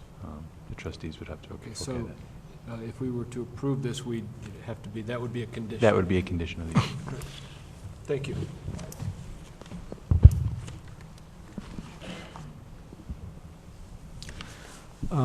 So if we can review parking. Could we talk about Yes. questions on the site plan before we get to parking? Well, let's ask them, how would you prefer to, we have some questions about the site plan. Do you want to go through your whole thing, or do you want to take questions now? I think we could take questions on the site plan, what I've talked about so far. That's All right, fine. so let's go ahead and do it. Go ahead, Mr. Don. I just have a couple. On the east side, if I'm reading this right, there's a note that says, remove existing granite block edging. There's a granite curb or something that's running just inside the easterly property line. That's correct. It's like a flush curb that's flush with the ground. To the east of that, between there and the property line, is that currently paved, or is that currently not paved? It's actually, it's kind of a crushed stone surface with actually some shrubbery in there, some. So your proposal, though, is to extend the surface in the playground to or close to the property line, and in the parking area to extend it to or close to the property line? That's correct. We have a fence there, and then that amounts to approximately 2 to 3 feet, would be to extend it to the property line there. It just made sense as far as getting that additional space. Otherwise, you would have 2 different surfaces right in there. So within the parking area, then, you've increased the impervious coverage on the site by that amount? Well, right now, this area is all crushed stone. There is some landscaping, so it would be, yes, there would be some. It would be very minimal, though. And the surfaces in the playground you had mentioned briefly, are these pervious or impervious surfaces? They'd be pervious surfaces. Yeah, we're not paving that or putting any kind of concrete. It's all made for the water to flow through. That's my only question. Any other questions about the testimony so far, Mr. Adler? I just wondered, I know on there's a private parking lot to the left of the building as you're facing it from Prospect, and you said that light is going to be spilling on there. If that gets developed, what happens to the light spilling on it? Well, we can always make adjustments as far as shielding and putting cutoffs on any light. It'll actually be reduced somewhat from what the plan shows, because we propose to eliminate the floodlights, which is some of that source of spillage. So that should be reduced. If it does become a problem, we can put cutoffs on those fixtures to cut off that light. Well, you know, I would think that's something that we might consider asking to just do right away, you know, in preparation for that lot potentially being developed, rather than thinking about that. Does anyone know who that lot belongs to? There's a sign that says...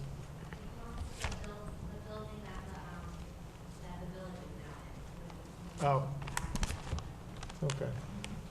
76 South Orange? That's not what the sign says. No, it says something else, South It Orange says Commons South or Orange something? Crown something? Or Yeah. South Orange Plaza? Yeah. Is that it? Plaza. I was trying to figure out what building it belonged to. It's a plaza, I'm sorry. Okay. What's Sad it say on excuse for a the, plaza. what's it say on the list? What's that? What's it say on the 200-foot list? Who owns that lot? Do you know?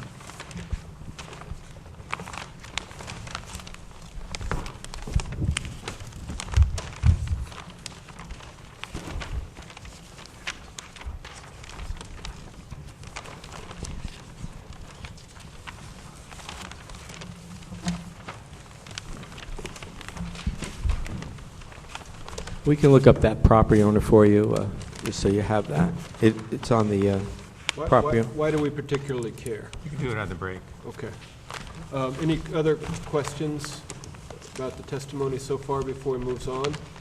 Ms. Gruhl, Mr. Rinda, anything? I believe it would be within your testimony about the connection of the fence to the wall. Oh, correct. We're proposing a fence, and like I said, on that eastern property line, there's an existing retaining wall, which separates the grade on the apartment side, which is higher than our side. So It's a construction detail, which we don't have in the site plan, but what we would do is anchor that fence post to the top of that retaining wall with anchor bolts grouted into the top so that it's secured that way, rather than putting it on either side of the fence, of the wall. So we'll provide that additional detail, construction detail on the plan to show the anchors into the concrete wall.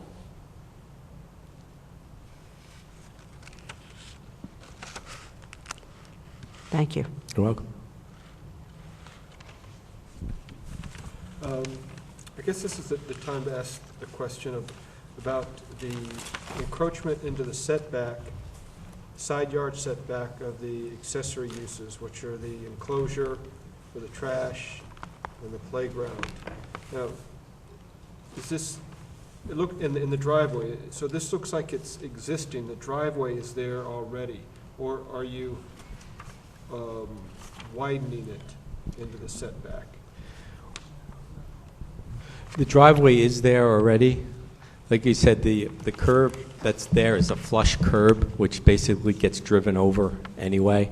So even though it's there, the extent of the driveway is almost out to the property line as it is. So we're just cleaning that up, putting a new fence. I can address those variances if you like now, the accessory uses and structures. It's because, okay. Yes, please. So as far as the accessory uses, right now, most of those uses are there. In other words, we have the driveway there that goes further down the building to where. Excuse me. Yep. Let's get the variant. Let's finish. Mr. Dwyer had a good idea because it's going to be confusing. You will need to address this, but let you go through the parking, and then you'll march through all the variances just at once, if that's okay. I'm sorry. Yep. Thank you. So parking, what we prepared, and it's shown on your cover sheet, and also in Mrs. Gruhl's report, was a parking schedule.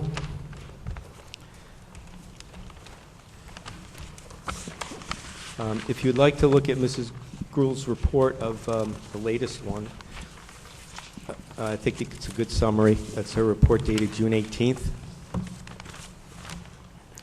It basically outlines what we have on the plans, with one difference being the parking for the child care facility. We had originally included 5 proposed spaces or required spaces for that based on anticipated number of maximum employees, but have since learned that they're not required to have parking. So that is reflected in the schedule shown in Mrs. Gruhl's report. So the way we approached it was to try to take each use that was proposed in the building and associate the ordinance parking requirement for that use. So we start from the bottom and work our way up. The lower level, or the walkout basement, we're going to have the child care center. Again, that particular use does not require parking to be allocated, so that's a 0 as far as required number of spaces. We then talked about the Mommy and Me classes being held down there. We considered that a public assembly space, and that has a 1 per 3 seats parking requirement. It was testified that will be a 12 child maximum, so that came up for 4 parking spaces. And then you'll see in the schedule the public assembly space being used then for birthday parties, which will only be on the weekends. The count for that will be up to 30 kids. And again, using the 1 per 3 seats, could have a possible parking requirement of 10 spaces. However, that's only on the weekends, so we didn't include that in the total required parking for the week, business week. And then that would basically take care of the bottom level, because all that square footage, all the classrooms and things in the bottom level are dedicated to the child care or the Mommy and Me uses at this point. But we also had testimony that the mommy and me use is temporary. If it's really temporary, then in the long run, it's all childcare. If it was all childcare, then, I mean, that would still be. Yeah, but I don't want so it's not if it was. No, The yes, intention is that it will be. As it turns into all childcare, then there's no parking requirement for that. Right. So we feel that that is a good representative of that space, short-term and long-term. As we go to the next floor, which is we call 1A and 1B, which is the two separate levels on the first floor. There was a discussion of having retail sales and services in one of the suites, and that would be a component of an office use. But because retail sales and services has a somewhat higher parking requirement in that it's 1 per 300 square feet of gross area, whereas office use is 1 per 300 square feet of net area. I use the gross number, but it just provides for one space for that suite if it was retail sales and services. We then used Suite B, D, E, and F as basically the professional office space. Now, we labeled it as studios, but it essentially has the same parking requirement. In fact, studios have 1 per 300 square feet gross, offices net. So Mrs. Gruhl used basically everything as professional offices for that remaining square footage on that first floor and came up with additional 5 spaces. So we had 1 for the retail sales and services that could be there, 5 for the professional offices that could be there on the first floor. This is all based on the square footage that's there and the parking requirements in your ordinance. And then just moving up to the second floor, it's just a residential apartment unit. The ordinance requires 2 spaces per unit. And so when you come up with the total required parking for the building based on the ordinance requirements is 12 spaces minimum.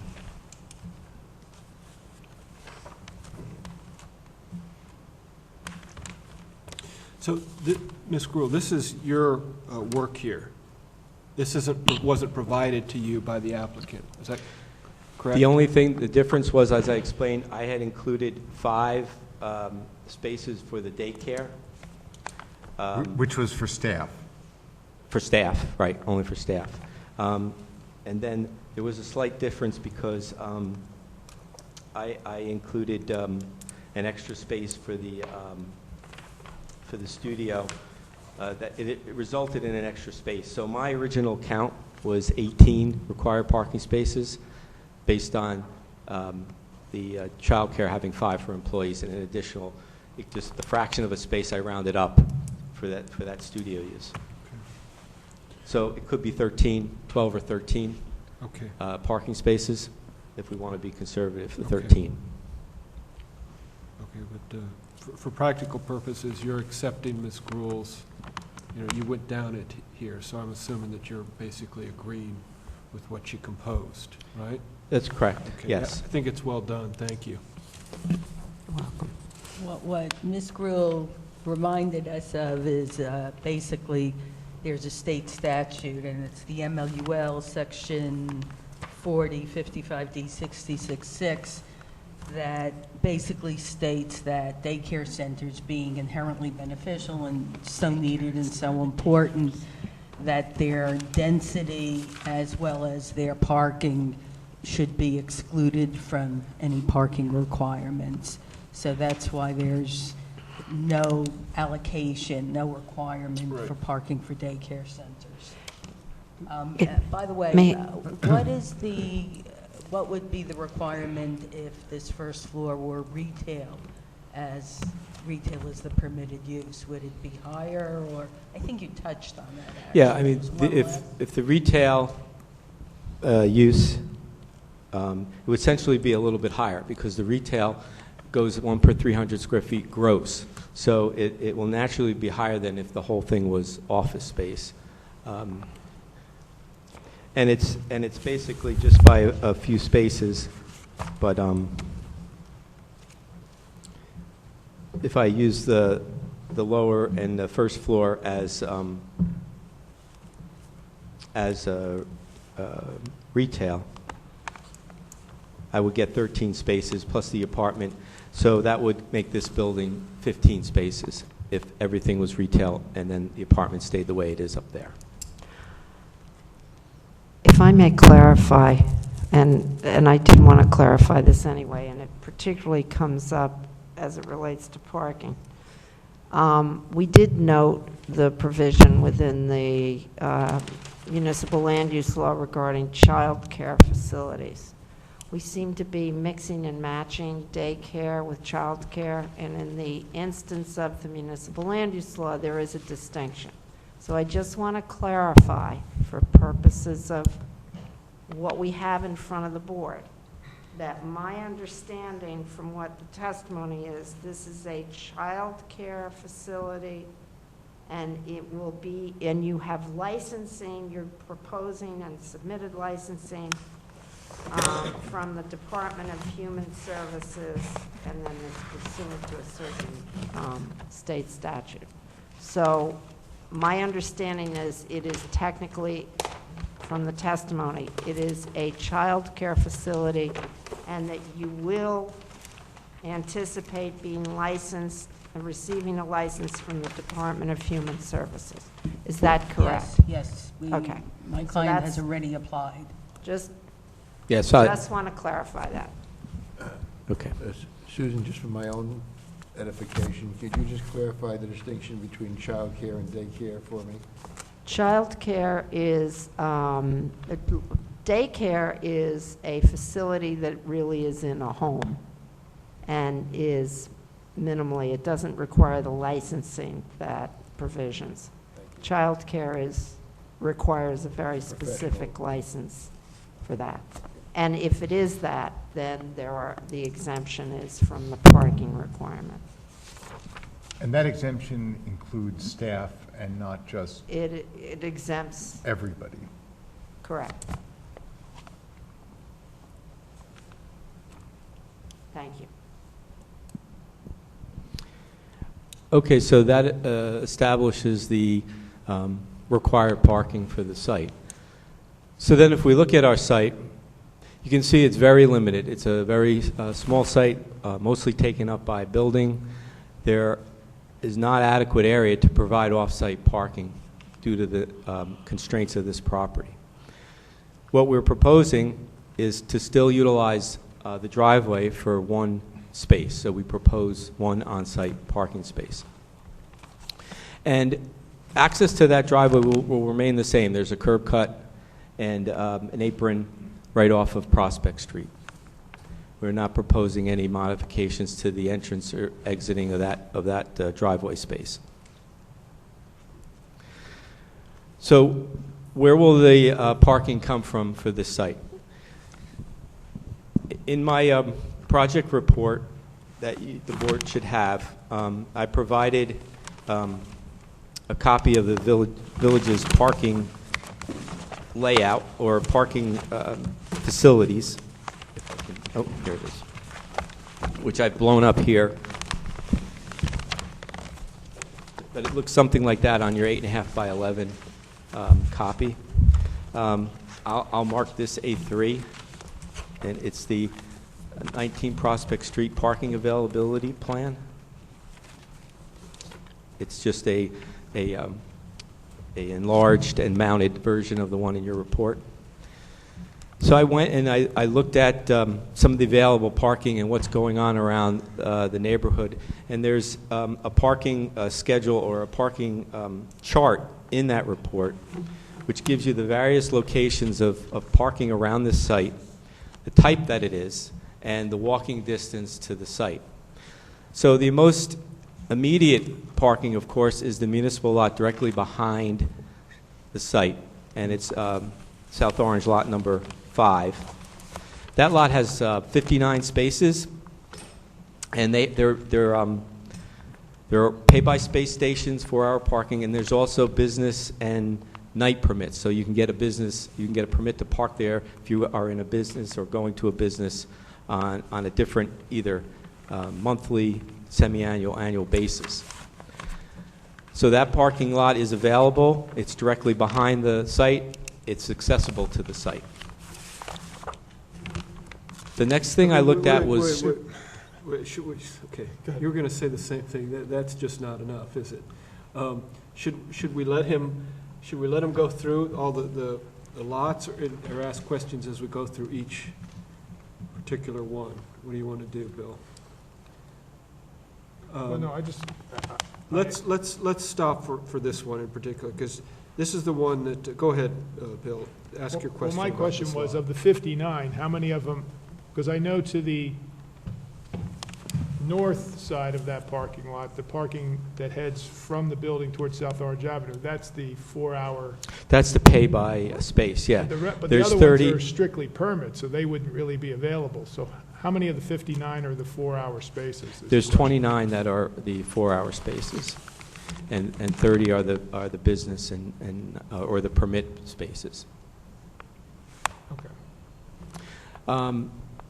So there's an option there of the 4-hour space. There's an option of a coworker obtaining a permit and using a permitted space there. We then looked at this. Wait. Do you know that there are open spaces there for a business person? They're unoccupied. They're vacant business permit spaces. Is that what you're telling us? No, I'm not saying that. So then then what are you saying? I'm saying that's a possibility for parking. That's one of the possibilities for parking. If the space happened to come open. Correct. Unless I'm not understanding how these permits work. These are probably already filled by various businesses, right? Mr. Rinda, I'm looking at you. Help me out here. I can't speak directly to the number of permit spaces that are occupied in that location. I believe there are daytime permit spaces for businesses in the area, most likely for daytime parking. Okay. And then the additional spaces are the metered The pay 29 station. 4-hour spaces. Right. So we don't know if any business spaces are open or not for obtaining a permit. That I don't know. That you would have to find out from the Yeah, we parking don't know if authority. they're specifically assigned or whether your permit gets you can use. It's a lottery. Yeah, well, or whether if you have a permit, you could park at any one of the lots, or if you're assigned a specific space. Because those spaces in that parking lot, the only ones that are numbered are the ones that are the hourly ones that you have to pay for. Correct. Because I was there this afternoon, and all the permit spaces were full. There were hourly spaces open. So, and I think they're 8 to 6 is the business parking, and then I think there's even evening permit parking there too from.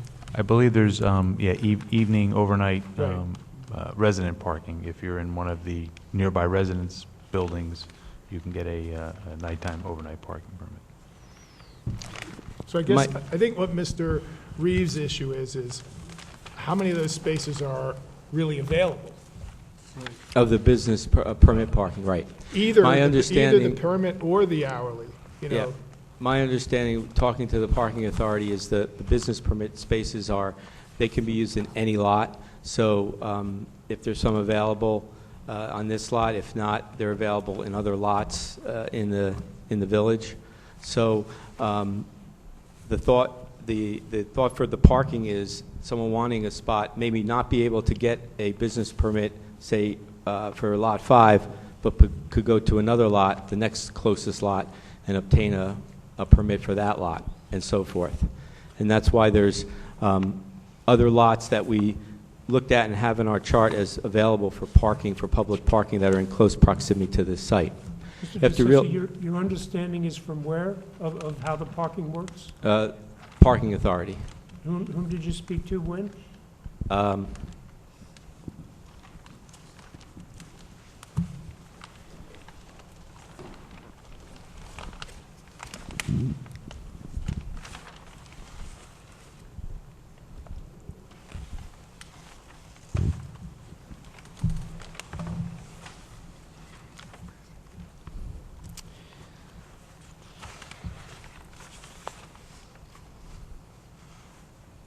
I had anybody, I believe it was Ms. Rodriguez down in the parking authority. She's, I think, an admin person back in March.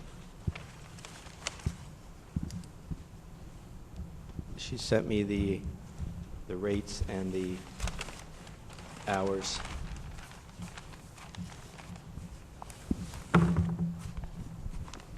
Well, I guess the issue was, can you use a permit in any lot? My understanding is yes. Your understanding is From her. from her? Yeah. It's something she sent you? I don't know if I have that right here. Sal, do you know the answer to that? Okay. No, I don't. Ms. Gruhl, do you know the answer to that by chance? No. Okay. Okay, go ahead, keep going, please.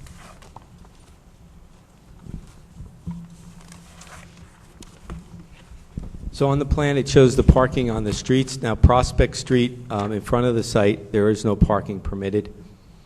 However, if you go down Prospect Street, past Irvington Avenue, you have street parking there that's available, up to Milligan Place, and that's within 200 feet of the site. So within walking distance, you have street parking available. And the street parking is metered or not metered? That parking is not metered along Prospect Street, just beyond Right. Irvington Avenue. It's just regular street parking. And it's 2-hour street parking? Yes.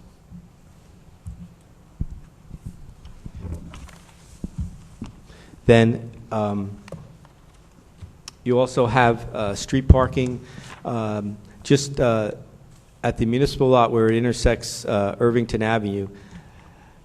Just down from that, as you approach Academy Street, there's metered parking there, again, within 200 feet of the site. You also have metered parking on South Orange Avenue from Prospect Street down to near the Village Hall. And those are 2-hour meters as well? Right. And then as you get a little bit further from this site, about 800 feet from the site, is the Village Hall lot number 4 parking lot, which again has the opportunity for business night permits and metered parking 8 to 6 p.m. And then even a little bit further, now you're about 1,300 feet or almost a quarter mile, you have the library lot, which is lot 2, which has 12-hour meters and business day night permits.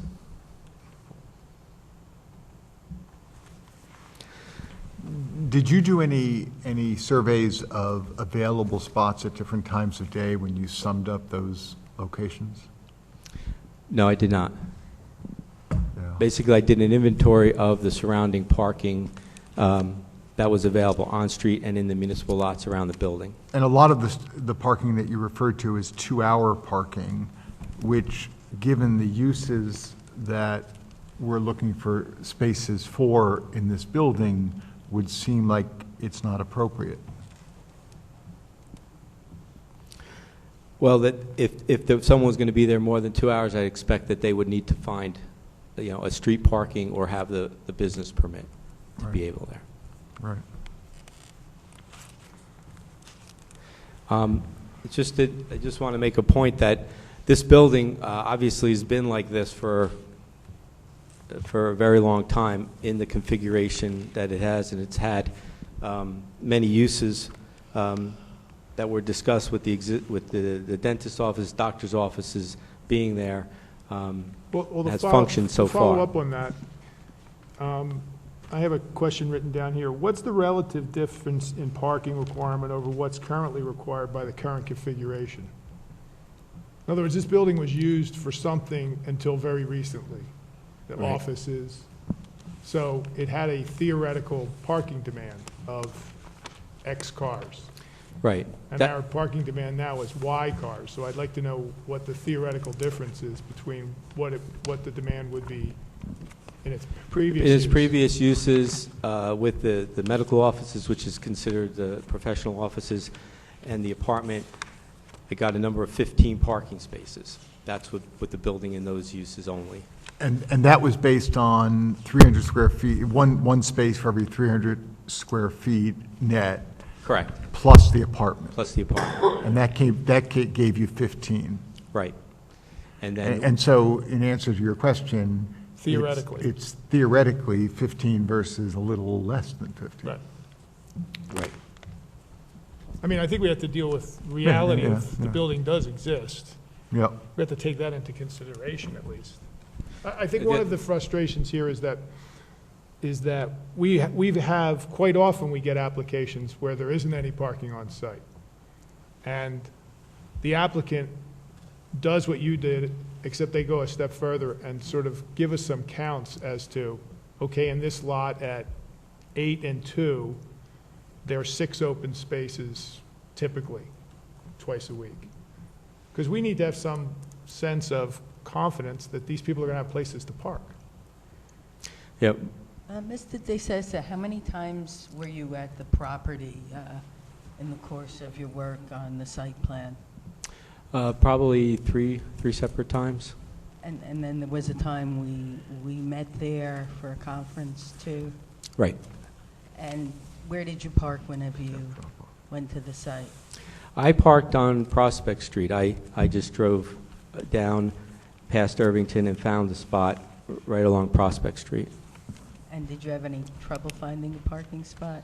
No, I mean, certain times I had to go a little further down to get it, but I think I was before 2nd Street, and that was, we met early morning, 10 o'clock or so, so I didn't have the difficulty. I purposely didn't park in the lot because I wanted to see there were some spaces available, which they were, but I think that will vary, but given the street parking and metered parking, I think people will find a spot in close proximity because there's a lot of opportunity there in different places.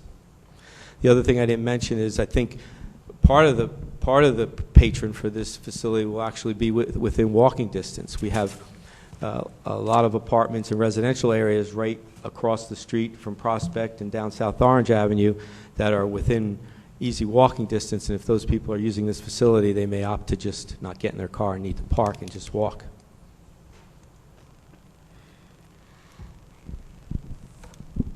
But that's more anecdotal evidence than actually counts. Yeah, I admit we didn't, that would be... It's not even anecdotal, it's speculative, but that's okay. Well, in fact, Mr. DeSesa, the permitted retail use, as well as the prior uses, may have a higher parking demand than the use we're proposing. Right. The retail would generate a higher parking demand because of the higher rate that's used to calculate that. Sir, do you know why the doctors left? The most recent, I do not. possibly because there wasn't enough parking? But, Come on up. you have to come up and Come on talk. up. If you want to answer that question, Deborah. You can talk here or... I can answer that. One was retired. He was elderly and got quite ill. And the other one didn't have much of he also was on the older side. They had been there for many, many years, and he didn't have as much of a clientele in the area anymore, so he had an office in New York City that he retained and was no longer seeing clients in the area. Deborah, while you're there, while she's walked these stairs, which are very scary for me, have you been to the property numerous times since you purchased it before? Yes, I've been there a lot of times. Have you parked in the parking lot? I've always parked in the parking lot. I've never had a problem finding a space in that lot. And a few times I would park on Prospect before Irvington, just because I live on Prospect, and there were always a lot of spots there as well. Thank you.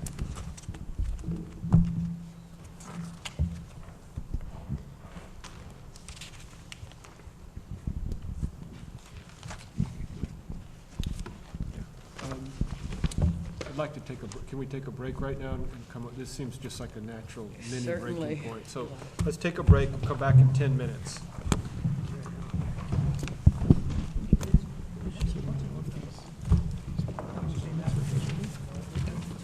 Development is on this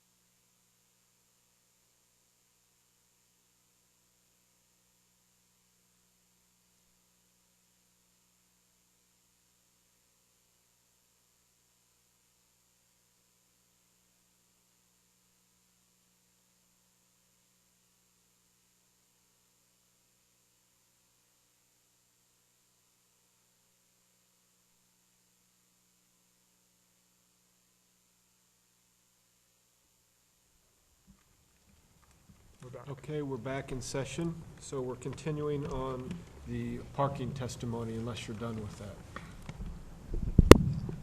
In the break, Mr. DeSessa, did you find an email that you had with the parking authority? Yeah, I just want to follow up on the issue that we spoke about with Mr. Adler. Mr. Chairman, so I did find an email exchange I had with the parking authority, Neva Rodriguez, on March 21st, 2014. Just let me read quickly what I asked and her response. I said I was inquiring for a client who's looking at opening a business in an existing building on Prospect Street adjacent to parking lot 5. Could you tell me if there's currently any availability for employer permits in this lot and how many? And then I asked her about the annual fee. Can the permit be used in all lots that allow this type of parking or just a specific lot? And her response was she attached the business permit application. Says, Mr. DeSessa, the permits are not lot-specific, so where the employer and employees can park in Lot 5 in the business permit spaces, if that lot is full, they have the options of going to other lots that still are in walking distance of the business. The next lots that would be close would be Lot 4 and Lot 2. Unfortunately, I don't have a map to show you those, and she goes on to say she'll answer any other questions. So that was the response I got from the parking authority regarding that issue. Would you like to have this letter for the board record? Okay. I did mark it A4, I believe, and I'll pass it around. I'm sorry, we don't have copies, but we'll pass it around. So basically, if this board approves the application, the regular tenants could apply for that fee for a permit parking in the parking lot, and that's not lot specific. So if that lot would ever fill up, which I've never seen it do, but if it would, they could go to another lot. Correct. Okay. By the way, all right, well, 214 Lot 5 is owned by South Orange Property, LLC, which is at 76 South Orange Avenue. So I believe that parking lot is also for 76 South Orange Avenue. The question came up a little before. I just looked at the property owner's list attached to the application. All right, should we go into planning testimony, or do you want to hear from the architect? Or do we have more questions? Do we have more questions about parking? Yeah, on the parking, sir. So my understanding of the use of this shared space, this co-shared space, is that if you have a child in the childcare, you have to be on site. Is that your understanding? Yes, it is. But if you want to rent an office or space on a shared basis, you don't necessarily have to have a child in the childcare. Is that correct? Yes, that's the other office space on the Okay, so there floor. could be a whole bunch of people renting those offices, but at different times, depending on those offices' availability. Is that your understanding?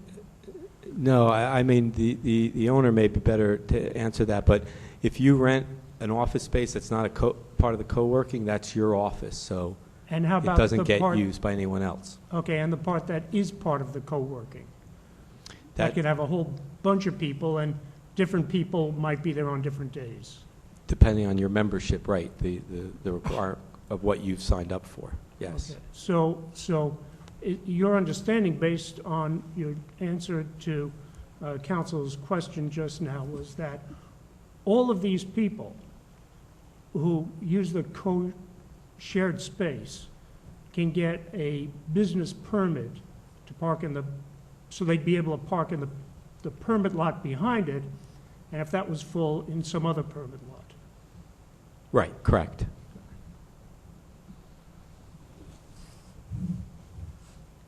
I'm sorry, your question being You could have 40 people applying for business Getting, permits. yeah, Right. getting business permits out of a small space. Well, the other question, though, that I thought you were getting at was whether a tenant who maybe is only there for one afternoon a week qualifies to apply for a business parking spot or not. That's the other, well, Right. my understanding of his testimony was that they could. That Right. Anybody could. Right. Right. Who What does it shares mean? that space. Right, I what wonder if that's what gonna does be it a mean to problem. be a business person to be able to apply for one of those spots? Yeah. Is there some requirement, right? I don't know.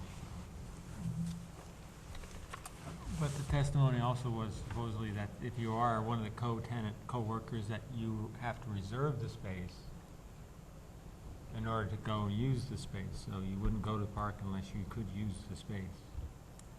You might, but you probably Well- wouldn't. Well, that's a theoretical danger, Theoretical, not that people would do it. Right. But you have all these people with permit parking that can park in any permit Oh, lot, Right, so there's but they're not really, a business, they're not Not a really a 9 to business 5, Monday to Friday business that could be a problem for for the I mean, parking in town. There are certain requirements for a business employer permits that the parking authority has. So if someone is not going to use this parking permit, quite often, it may not pay for them to buy a $300 annual parking permit, but they have to provide their proof of their business and valid vehicle registration to obtain a permit. There's also a part-time permit that 20 hours or less per week. I guess if you work and prove that you're part-time and you work in a place less than 20 hours per week, you get a reduced fee of $150 a year for the parking permit. So people that are only there a few hours a week or something, it may not pay for them, they may not want to get the parking permits, or the business owner may choose to purchase parking permits and give them to people that have the need for it. So that's how it's laid out right now in the parking regulations. It does present, this co-work stuff does present some interesting new questions That's right, about for the authority. business parking for the parking authority. Right. Okay. Other questions?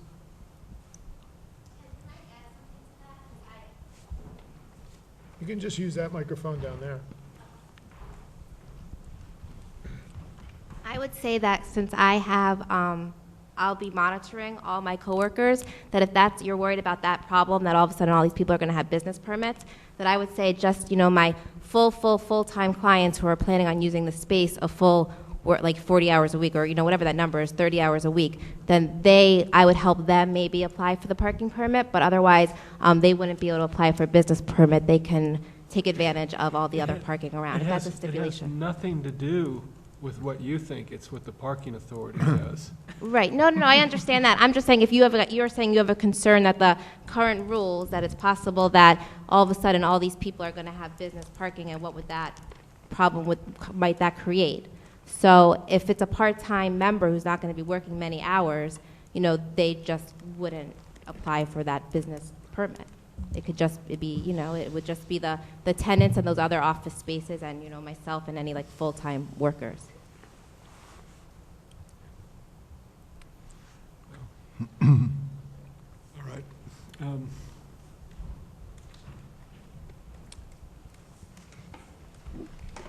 Other questions? Okay. So do you, questions? Want to move into planning now, is what you wanted to do? Okay, why don't we ask if there's anybody that has questions about the parking? And there was a gentleman who's still here. If you have questions about the parking testimony. Go down.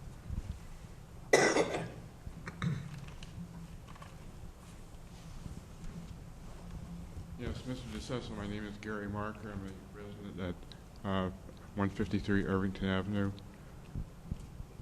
And it's my understanding that you have 5 dedicated spaces on the property for parking? No, I'm sorry. We have one dedicated space on the property.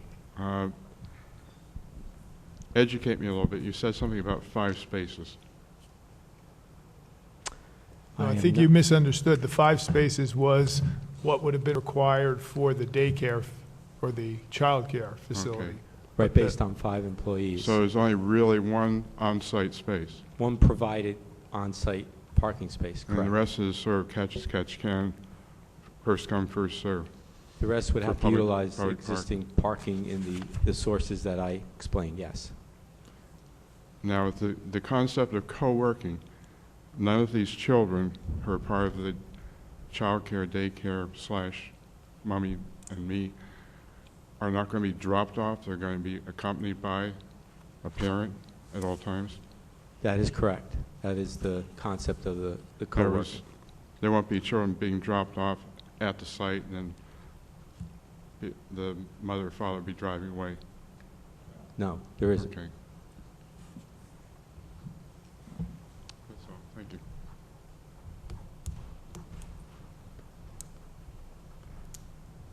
Okay, so you want to move into planning now? Maybe we may I should hear just- from the architect, so you have more of a description, and Okay. then we'll do the planning at Did you the have end. questions? Actually, that's what I was going to ask. Who's going to testify on the sign variances? Right, I think the architect will address the signs, Okay. and then we have one other witness who I'd like to have speak before the planning, named Mark Siri, and then we'll just have the planning testimony.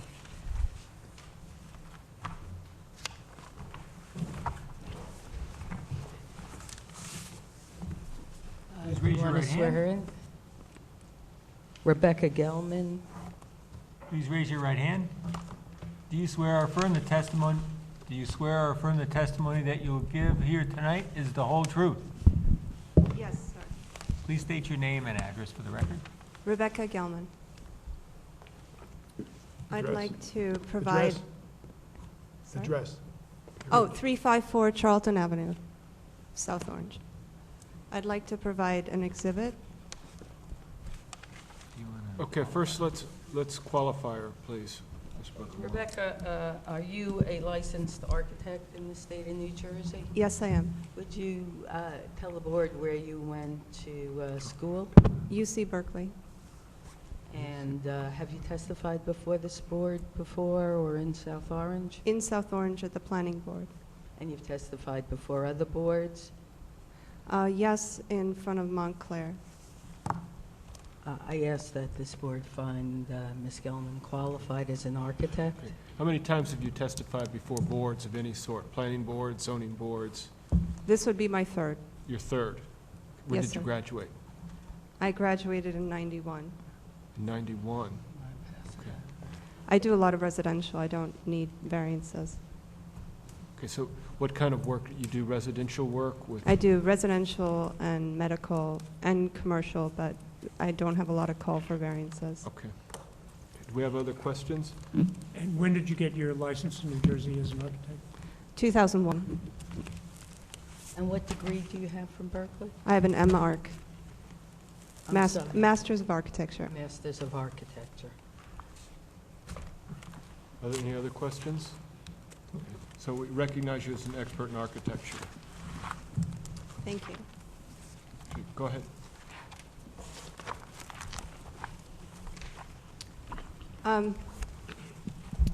So I wanted to talk about, first, the building. Deborah approached me last year, and I am very much one of the constituents of the building. There's a great need for this type of building, co-work and child-centric in South Orange. I wanted to speak to that first, not just as the architect. What the building accomplishes is any parent who has young children asks themselves every day, how am I going to get anything done today? This building allows parents to come, plug in, network, and get something accomplished. There's a great need for this function in our community. I think Deborah will need to beat people off with a stick.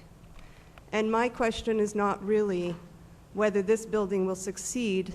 My question for her is always, when is she going to franchise the concept? What it provides, and we've talked a bit about the functions, is we have lower-level childcare and first-floor office suites and co-work space. What I want to speak to is some of the confusion in the building.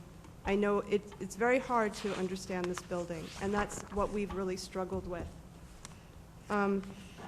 What we want to do is create a building that's hip, that attracts people, and provides excitement.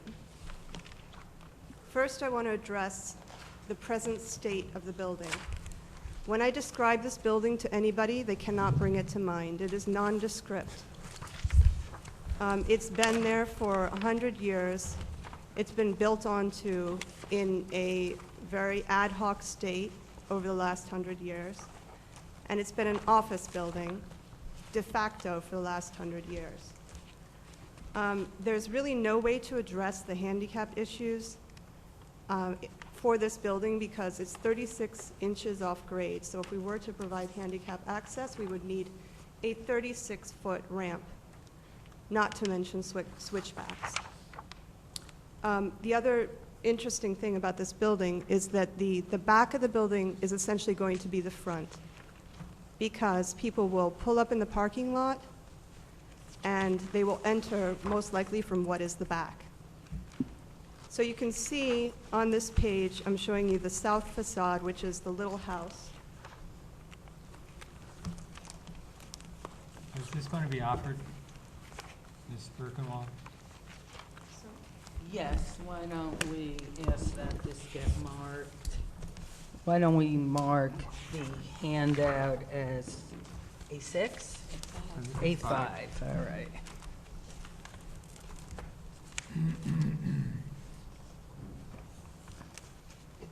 So this is essentially the south elevation of the house. It's a little squat house. This is where you have the 36 inches difference between grade. You have to take the microphone with you. Sorry. All right, this is board A105. I'll mark it A6 with the board's consent. So you have a level difference between grade and the entrance into the house. Then you have a level difference of another 36 inches between the house, what we call first floor A and first floor B. Excuse me, Ms. Is that in this? No, And, I don't believe so. That actual picture, no, is not. It's in the set that you received, though. You have it in black and white in the architectural set. Yeah, it's in the architectural It's set. the A105. okay. And that's the A5. It's now marked A6 for identification. So you have the level difference. This is one of the, like I described, this is one of the detriments of the building, is having two levels on one floor. Then the other problem is that since it's been built ad hoc over time, it's a warren of rooms. This is a building that no landlord wants and no tenant wants. It doesn't function. It's antiquated. And the retrofit to the building is extensive that we're going to have to do. You can turn next in your pamphlet, and I'm talking about now the existing interior. This shows you some of the detriments on level 1 with the floor plan. You can see that you come in, there's a sunroom that's been enclosed. Excuse me, what page? Forgive You're me, lost. I'm having a hard time following this. Yeah, okay. I have, Existing interior, I think. You have is- existing building. In the book you just gave. The book you just got. I'm back on the book. Yeah, sorry. okay, So existing building. Now turn one more page and you're at the existing interior. So in the existing interior, you have a sunroom that's been enclosed, which the psychiatrists used as a waiting room. Then you have a level difference. You go up a little ramp. Then you have an existing office. Then you go through a vestibule. Then you go into another office. And need I continue? It's just the building is illogical and doesn't function. Then you have the level difference that I was talking about, where you go into level 1B. but those two levels are not connected in any way. Oh, so you mean the door that's on the side of the building that's way up high, that goes to the upper level of the first floor? That upper level of the first floor is not connected to the main level of the first floor? It is not connected in any way. Right. So you would have to go from the level 1B, if you want to go to level 1A, you would have to go outside and then go back in the front door. Now I'll talk about the next page. We're going to floor plan. So part of the work that we're doing on the building is stitching, number one, stitching these two levels together, because it doesn't work to have to leave one level to go to another level. So it's like archaeology. We found an old stair that actually connected the two levels. That was part of my plan, but then we actually realized it was pre-existing, so that was exciting. And what we want to create is, and some of Susan Gruel's comments on the letter were, why are there so many shared facilities? Well, like Deborah said, that's very purposeful. This is part of the excitement of the space, is the shared facilities. We have a shared kitchen, and people are meant to congregate. Also, the way that we've designed the building is so that you have doors with side lights. And this is very much based on my experience of buildings throughout the country that I've visited during AIA conferences, where the trend in the country is really to have, instead of enclosed suites, the idea is to have open suites. So open visually, in terms of there's a door that you lock, but you have side lights. And you can see what's going on in there, and there's a certain transparency and an excitement that's created in the building by having shared facilities. So what we want to do is make a workplace that's very fun and exciting to go to. What we've also done is we've found opportunities to build on the edges. And what I mean by edges is wherever there is room, in the front of the building, the side of the building, or the back of the building, we're creating pocket parks. And we're just putting benches that are poured concrete with cedar caps. And we're giving back to the public, especially on the parking lot side, so that people are welcome to congregate there. We're providing native grasses, and we're making what would be a very pleasing public space in front of what was a very derelict structure. If you turn to the next page, you'll see the floor plan. We've talked, this is for the child care, so you should have a floor plan. This is for the child care level, and we've talked quite a bit about the flow here, but what I will say is that we're cutting in two doors into what is the back or the north elevation. And this is a great amenity because it allows for flow off of the parking lot.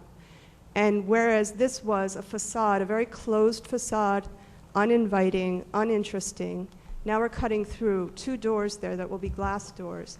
And what will happen is it will transform this facade into something that's more active and more interesting.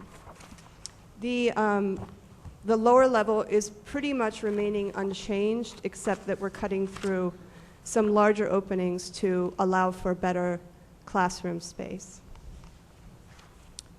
On the first floor, 1A, so if you turn the page again, you'll see floor plan center core. And this is what we're doing. We're cutting a core, a hallway through the center. And we're discovering this stair that stitches the two levels together. This center core allows us to create what is a logical office building.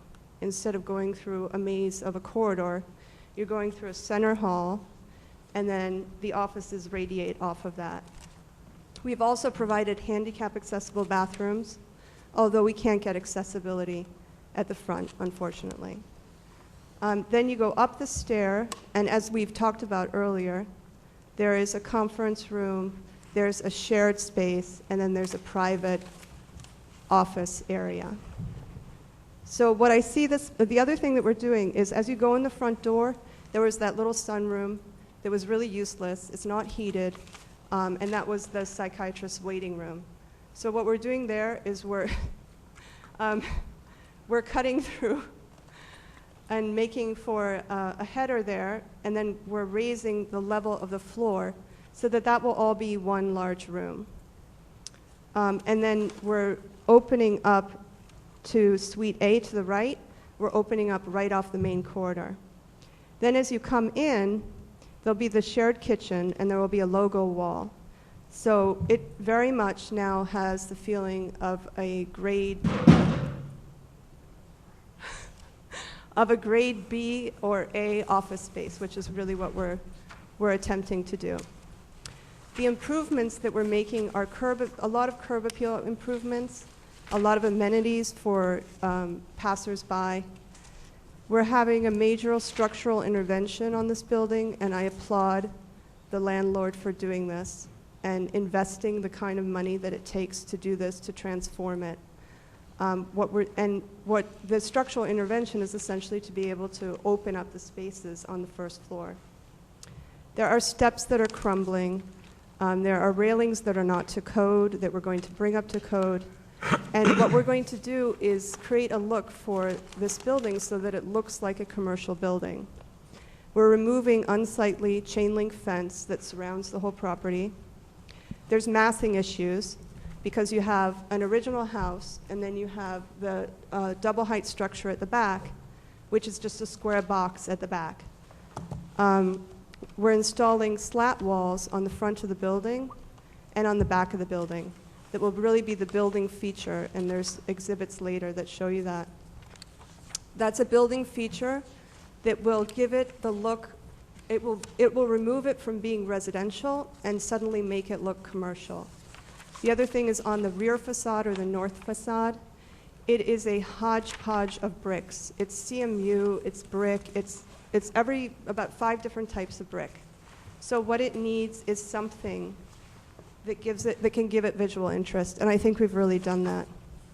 We're giving it a new color scheme, which will be sort of a monochrome gray color scheme, and then the wood slats, which will be composite wood so they won't degrade, are going to be a nice warm wood color. We're going to put in new glass doors in the front of the facade, which will, again, make it look more commercial, but also invite people in and give interest. They'll be able to sort of take a look at what's inside.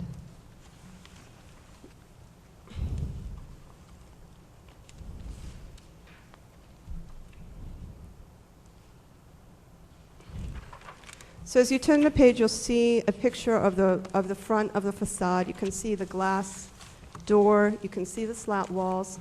And the other thing that we're doing is we're continuing the slat walls as fencing. So it will be the same material. The slat walls will wrap the trash enclosures, they'll wrap the fence, and so once again, it'll have this really pleasing uniform look. This is the west facade. If you turn, you'll see this. I'm sorry, it's not numbered, but if you see this page with the yellow square block. This facade, again, it shows some of the problems with the property in that it is just this big massing on the back of a house, something one hopes there was not an architect on this project. But so what we're doing here is giving it a bit of punch of a color, replacing the railings, and then as you can see, we're accentuating the window casings with a color. If you turn the page, you'll see the north elevation, which is what I call the new front of the property. And here you can see that we're using the slat wall and creating this verticality, which I think you will not recognize this building from before and after. I think it'll be really an amazing transformation.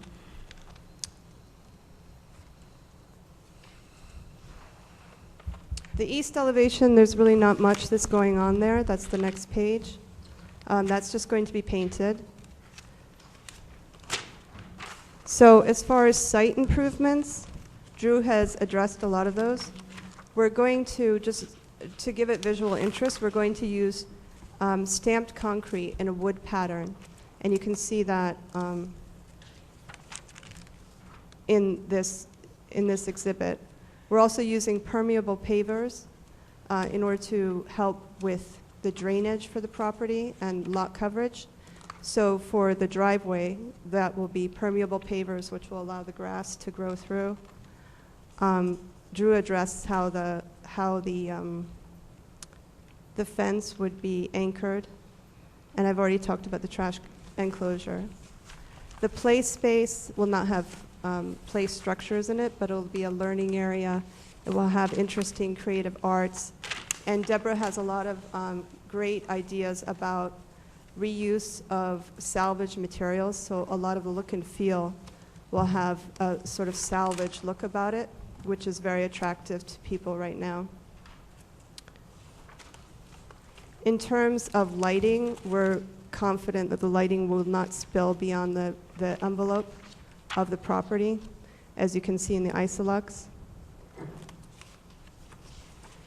If you turn, I'll talk a bit about landscape.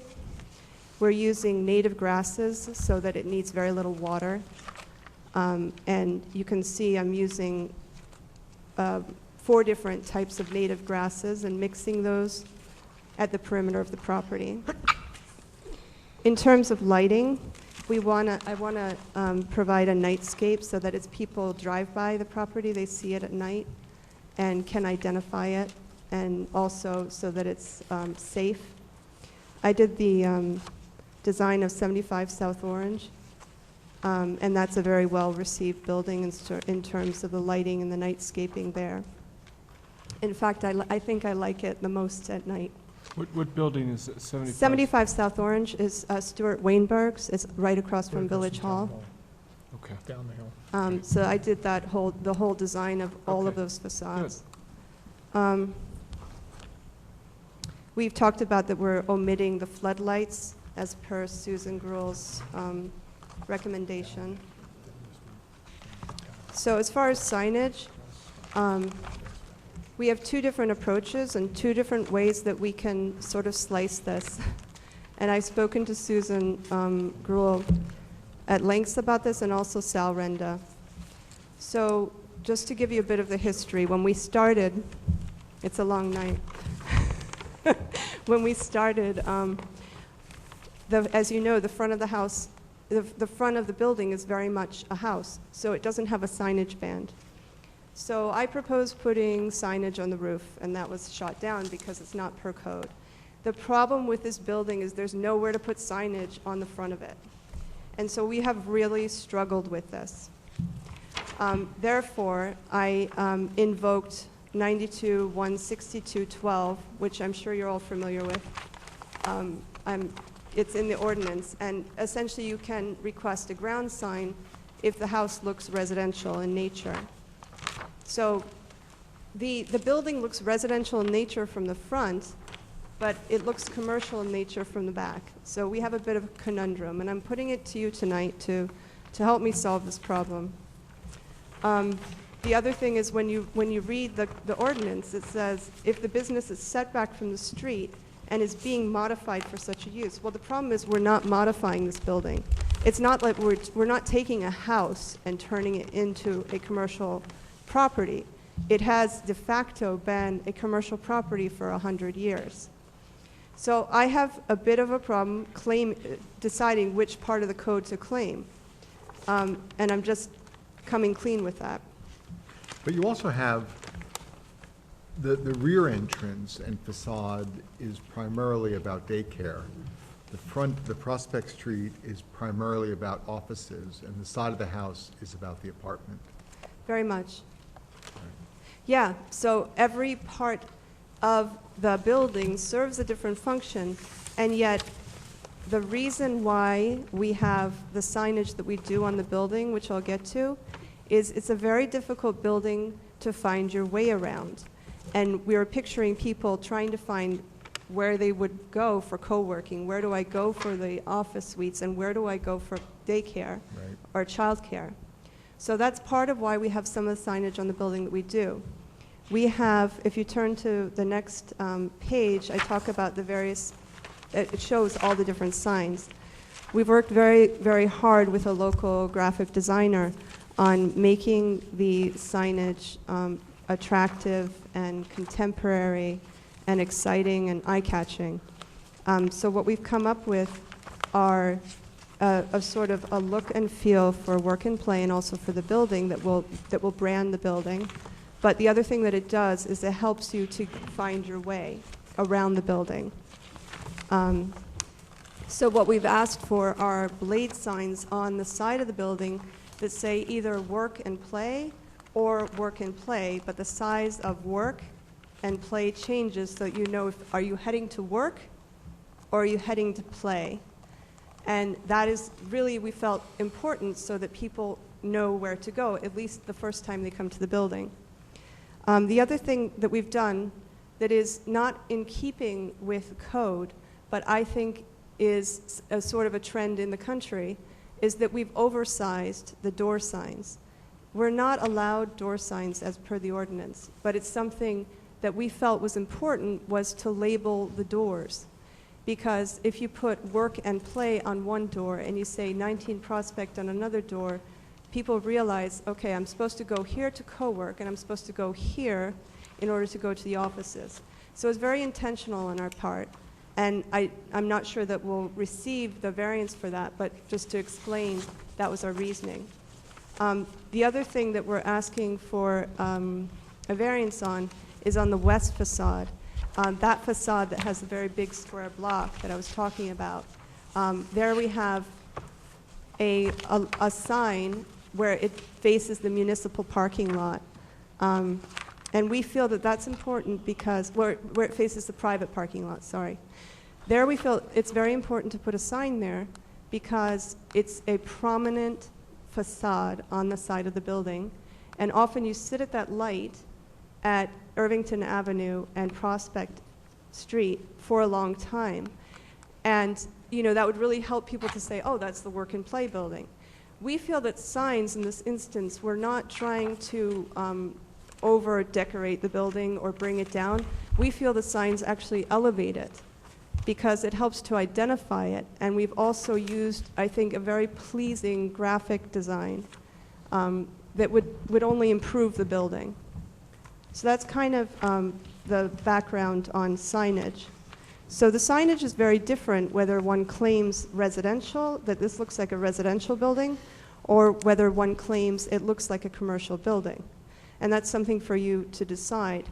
But my thought is that we really would like to be able to claim that it is a commercial building. With the work that we're doing on it, it will look commercial. And so therefore the calculations that we would do are very much like a commercial building, which is the 1.5 per linear feet, and that gets you whatever that gets you.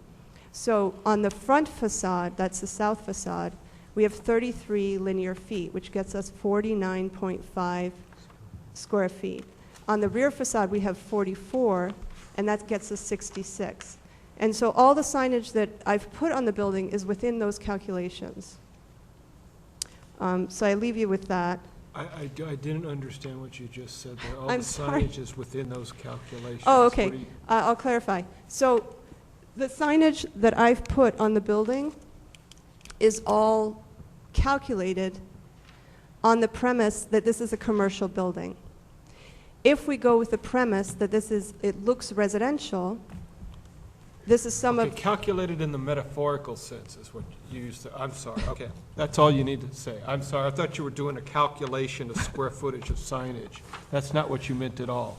Oh, it is. no, it is. I do mean that. No, not in the metaphorical sense. I mean actually the calculation of, it goes by, for 1 linear foot, you get 1.5 square feet. And so it is an actual calculation as to how much signage you get. But the ordinances allow you 2 signs. No. And you have 11. No, that's not actually the case. The ordinance, if it's deemed residential, if this is deemed to look residential, then the ordinance allows 2 signs. If this is deemed to look commercial, which I'm saying we are going to transform the building so that it looks commercial, then we are allotted the same signage that a downtown building is allotted, which is, it goes by the one, per 1 linear foot, you get 1.5 square feet. If you take 75 South Orange, for instance, it has the signage band, and it has a massive amount of signage on it, right? This is actually not a small building when you calculate it according to linear feet. Because it's the 33 on one side, it's the 44 on the other. It gives you a tremendous amount of signage. And we want to claim the ability to not, we don't want to do anything egregious. We just want signage on the building that will help with wayfinding and help people find the entrances and the exits, and also help to brand the building, and we feel beautify the building. Could you, just for all of us, sort of walk us on each side of the building what signage is being proposed? Because it's a little, I'm a little confused by a couple things. So could you start with the south facade, which is the side, I guess, that faces Prospect? Absolutely. Because there you're showing a ground sign, correct? Correct. Which is basically a two-sided ground sign that is going to do what? It's going to list, I'm just looking for an elevation of it. Is it going to list the users, or is it just an, oh, yeah, there it is. Yeah, it's going to list users. So that's essentially listing who is in the office portion of the building. Okay, but then on the facade, next to the front door, you have the same directory. So we sort of get the same sign twice. Yes. To me, that's a bit of overkill. Then you have the number sign on the door, Yes. the main door, and that door just has the number. That's number, it says 19 Prospect Okay. Street, yeah. Then Correct. the door over to the left, which is really not on Prospect, that's way back off the plane. Right, You have the big work on that one because that's where you go to work. right. Now, will both of those doors be used as entrance doors for the work portion of the work and play? My thought is that if you're going to work in work and play, that you would probably use that side entrance. The work door? The work door. And that most likely the office users will go through the main door. That's my thought. But they will, of course, perhaps exit through a different door. But in terms of entrance, the most immediate entrance to work and play, the co-working, would be through that side door. So on the Prospect side, we have ground sign, building sign, the 19 Prospect sign on the door, and the work and play sign on the door. Correct. On the two doors. Correct. Well, and we got the one that's hanging from the Well, bracket. I haven't gotten to there yet. Okay, good, okay. So the one on the far left, it's baffled me since I looked at this drawing. I can't figure out exactly where that arm sign hanging off over the walkway sits relative to the building. Is it more toward the back? It's more towards the front. It's more toward Prospect? Yeah, toward Prospect. So if I was to look at the side elevation, which would be the, I guess it's the west, right? Yeah, there it is. Correct. It would sit in between Where those. does it sit? In between those two windows. In between those two? The windows that are on the first floor before you go up the steps. Oh. And what The- does it say? That one says work and play. Work and play. That one says work and play. So can you point it out on Yeah. the elevation exactly? Because it doesn't really show on any of the drawings. So it sit here, so that it can be seen from the front. Okay, and obviously it's high enough up so you don't smack your head on it when you walk underneath it? Yes, correct. Because it, okay, I assume that where it's mounted to the wall is actually up higher than the height of the windows. Yeah, it has to clear the 8 feet. So, Okay. Right, All right. so you're correct, somewhere around here. Okay. And given that the door already says work, what's the need for that sign hanging off the side of the building? Oh, so the point of that one is to direct you towards the play side. So we've sort of played with the size of... Oh, so that's to say, if I approach the building on Prospect and I'm looking for the entrance to drop my kid off, Yeah, I see that I go through that gate and walk down that path to get to the back. yeah. So that's meant to direct you towards the play side. Right. And on the other side of it, it's just a convention that we've used, or an artifice. So if you're going to play, the play is larger. If you're going to work, the work is larger. And it's a way of wayfinding because it's a confusing building. Right. Then on, then, Can I say Go- one, keep going, on yeah. that side, the directory signs confuse me because the testimony we've had is that 14 people simultaneously in the shared space, plus 4 dedicated offices, and the shared space maybe has a total group of 40 or 50 people who share it, you know, some for a morning, a week, something like that. That directory could be in 6-point type at some point, right? I mean, you could have 60, 50 Oh. people on it. Oh, I don't think the coworkers are going to be listed on a directory. So the directory would only be for the 4 dedicated offices? Yeah, absolutely. No, we wouldn't attempt to put signage for the coworkers because they're not supposed to be really receiving people. It's more the idea of it's like Starbucks. You go there, you plug in, you Right. sit down.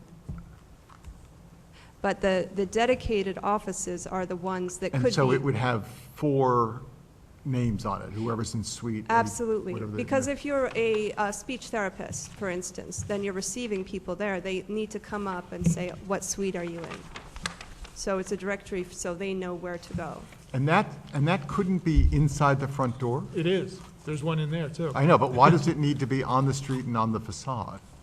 Well, again, it's just for clarity's sake, and we're not married to this. You know, we're willing to, hear your reasoning, but the thought was really clarity, clarity, clarity, so people come and they know where to go. Right.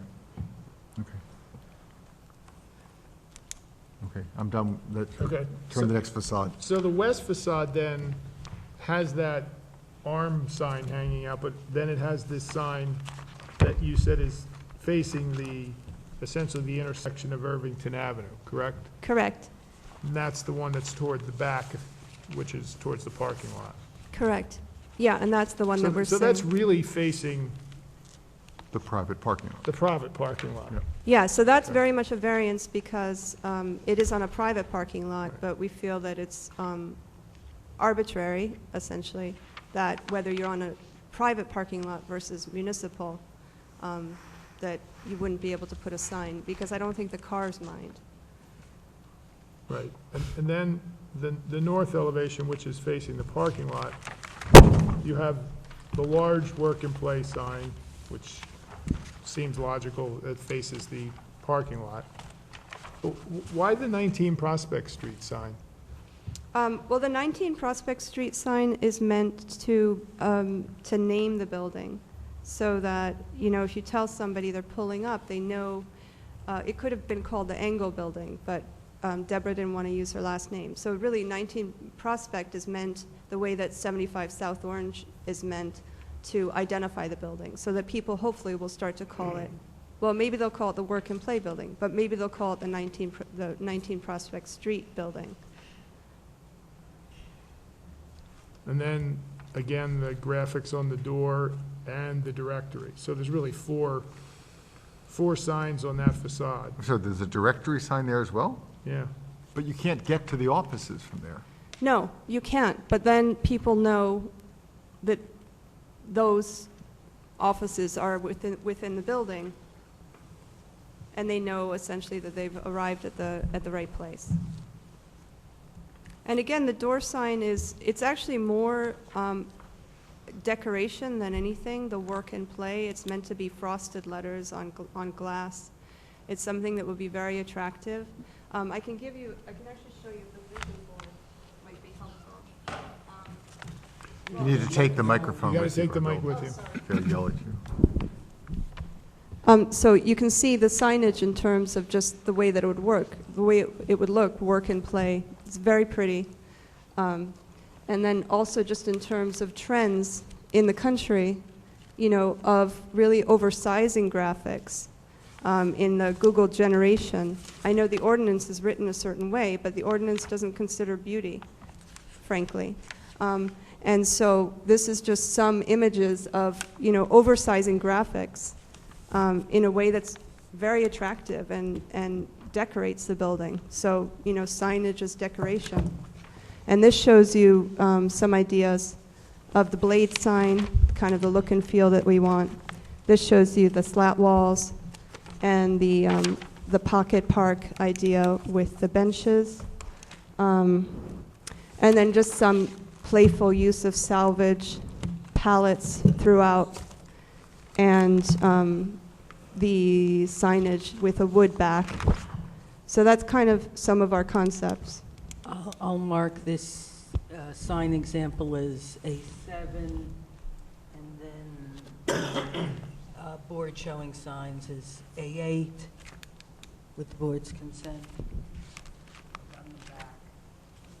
Susan, could you speak to the signs as far as sort of what the ordinance says relative to this? Susan, yeah, and I think I was a bit confused. There may be a miswording here on your report.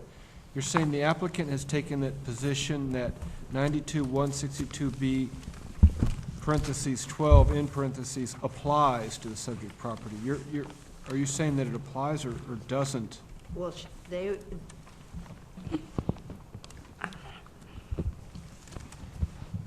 in the application, they had originally taken the position that it had applied. Subsequent to that, we have had conversations, and they were, I guess the applicant's position is that this is a very unique building, and therefore, part of it is residential and part of it isn't. So, but the application, as it was structured and they did apply that. So we took what they had said they were doing and taken that as the way that they were going to do it.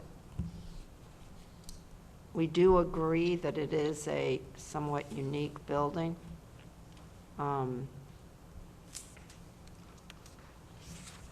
It seems a bit excessive in terms of the number of signs. But the standard. The standard is. This idea of applying a commercial standard based on linear feet of frontage to square That footage. is in the ordinance, but that's not the way that they had initially applied. Okay, They had but they initially clearly are- applied for it as maintaining the residential appearance in that I provision. understand, but if you went the other way, as Right. they're saying now, does that ordinance, if that was the rule that was applying to this building, does that only, is that intended only to cover the street facade, and the issue here is applying it 3 times to the same building? Is that the issue? No, it's saying the building, essentially, the argument here is the building has 3 public facades, and therefore I'm going to take the signage allowance on each facade independently and apply it to the building, is essentially the argument that's being made. Is that supported in the ordinance?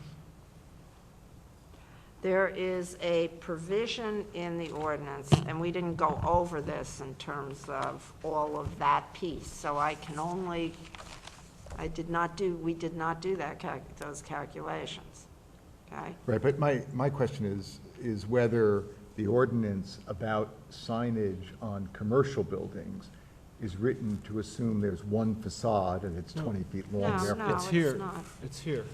Oh, A lot of times it says a street or public way. yeah, Oh, it's so- What so- about if two. there's additional exposures, you can put additional signs, Right, right. essentially. It certainly relates to frontage and to public parking areas. Those are the 2 facades. Right. And so the issue is the private parking facade, The potentially. issue is the private parking facade. That's Right. correct. That is not covered. So could you look at your page 4 and redo the variances, Susan?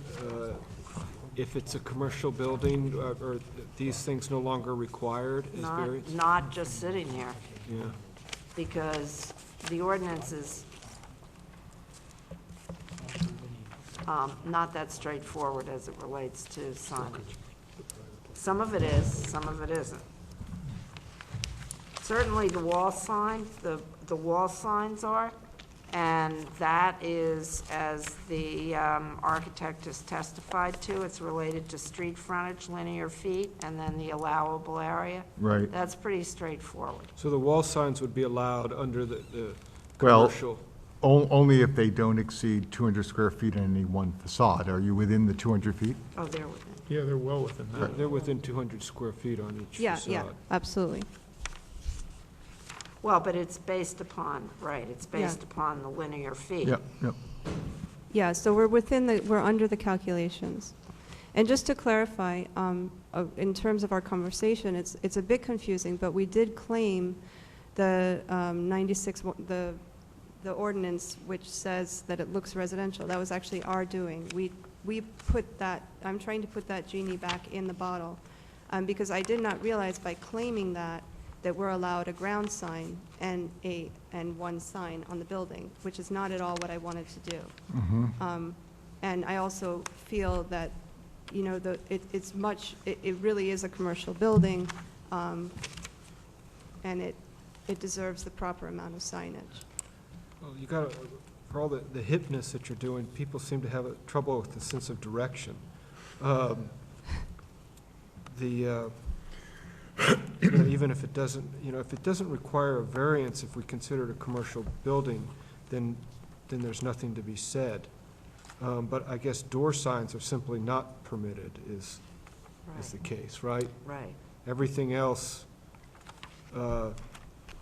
is permitted if it's considered a commercial building.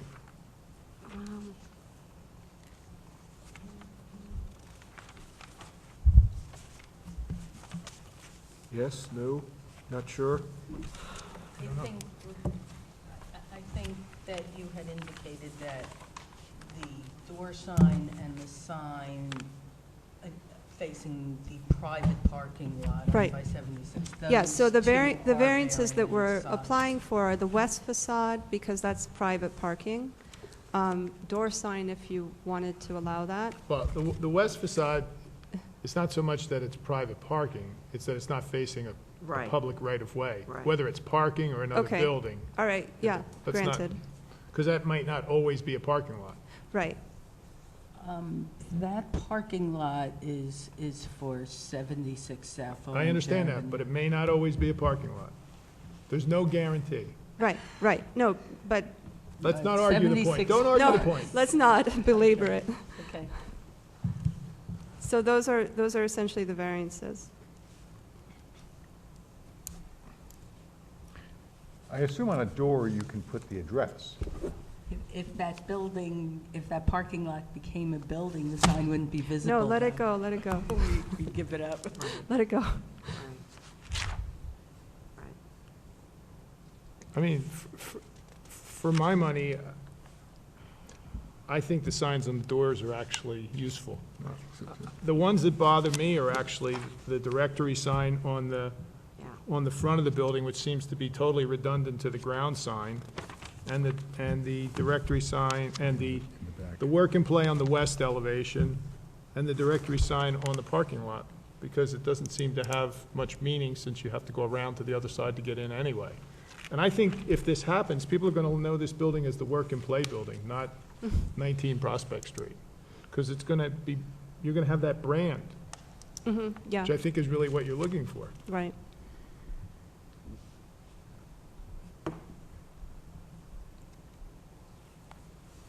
Which ones would you recommend losing, Bill? On the south elevation, the directory sign to the right of the Okay. door. On the west elevation, the one up high, because I don't see the benefit Wall to the sign, town of having. 8 square feet on Right. the, And on the, yeah, but we sit there, we apparently sit there for hours looking at that side of the, I can honestly say I've never looked at the side of that building while sitting at that house. But now you will, believe me. And then on the north elevation, again, the directory sign, which lists the tenants yeah, that you can't get to till you walk around to the other side of the building. yeah. Yeah, and I agree about the directory signs. I do, I think the sign the work and play sign facing the private parking lot visually, it looks very nice, and I think it, you know, well, I mean, I'll get to the comment, we'll discuss this in the comment part. So you would want to keep it? I'm very comfortable keeping that sign. I'm more concerned to understand what variance is being asked for here, because it sounds to me like there may be very small ask here. Right. Now. Well, that's why I'm trying to get to the bottom of, if it's not a variance that's required, if we consider this That's right, then now it's just commercial- design criteria Yeah, and let it go. then we have nothing really to That's say. right, And that's right. if it's not a variance, I don't want to deal with it. I don't That's want exactly to right. be approving stuff. So the only one that might be a variance is the one, The west. is the one facing the private parking lot. Well, I'm not sure about that because there is, Well, on the door some of side. these are cumulative. So that, for example, window signs are part of the overall signage, within the overall signage calculation. Frankly, we did And not. that, well, that's why I asked the question about 200 redo. square feet, right? Because No, there's, but No, I it's not did. 200. She did the No. I did, I calculated it in.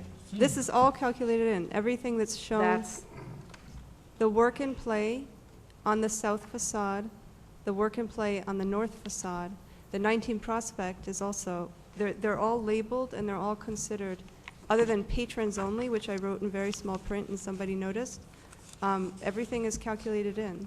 in the 45, so that you're saying that the street frontage is what? The street frontage on South Orange Avenue is 33. So it is 40, On Prospect. 46 or whatever. Right. It's 48, and we've 48. claimed, and we've claimed, 45. no, allowance 49.5, and we've claimed 48 of it.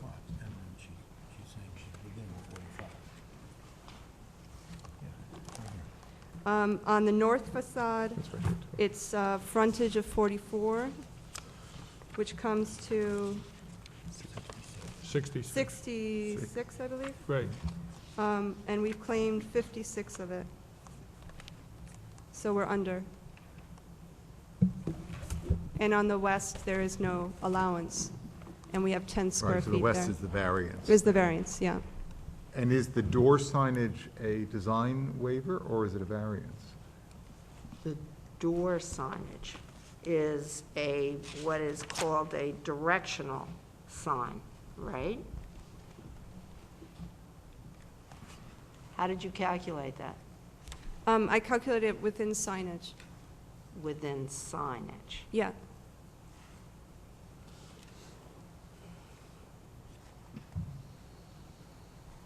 I guess what I'm trying to get to is what you're trying to get to, which is what's the ask here? So it sounds to me like there's a clear ask of a variance for the facade facing the private facade. parking lot.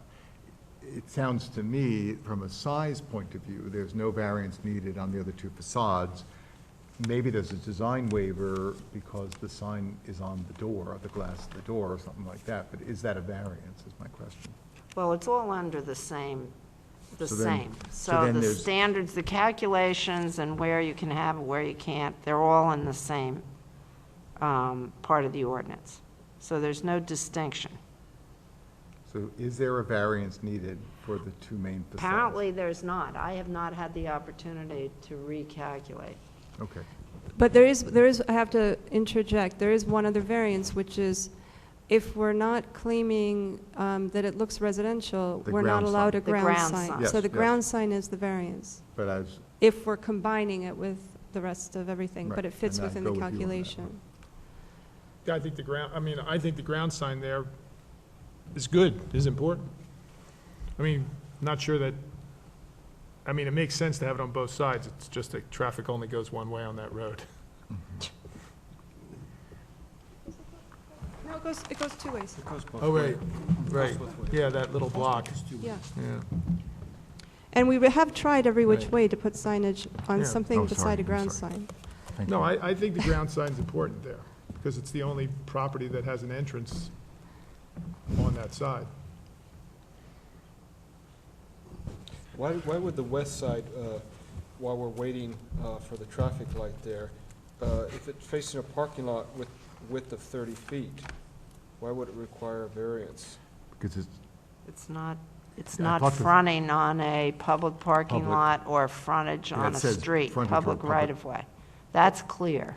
But it faces it faces a parking Private lot. parking lot. So private parking lot, is that's what we're saying. That We is can't not assume. included. Can't assume it's going to be a Can't parking assume. lot forever. Yeah. But right now, it is frontage, so until another building goes up, it's prominent and it's frontage. I'm not saying I have a right to claim it, I'm just saying by virtue of not having a building there, it's a prominent facade. No.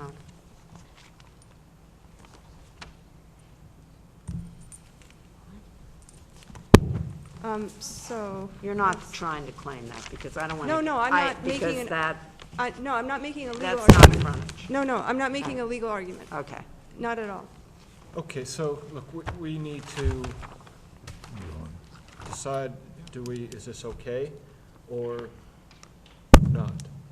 And which signs? It seems, it seems from the comments that we don't have a problem with the signage, and if it's a distinction without a difference or vice versa, if it doesn't need a variance, we have no objection to it for design purpose.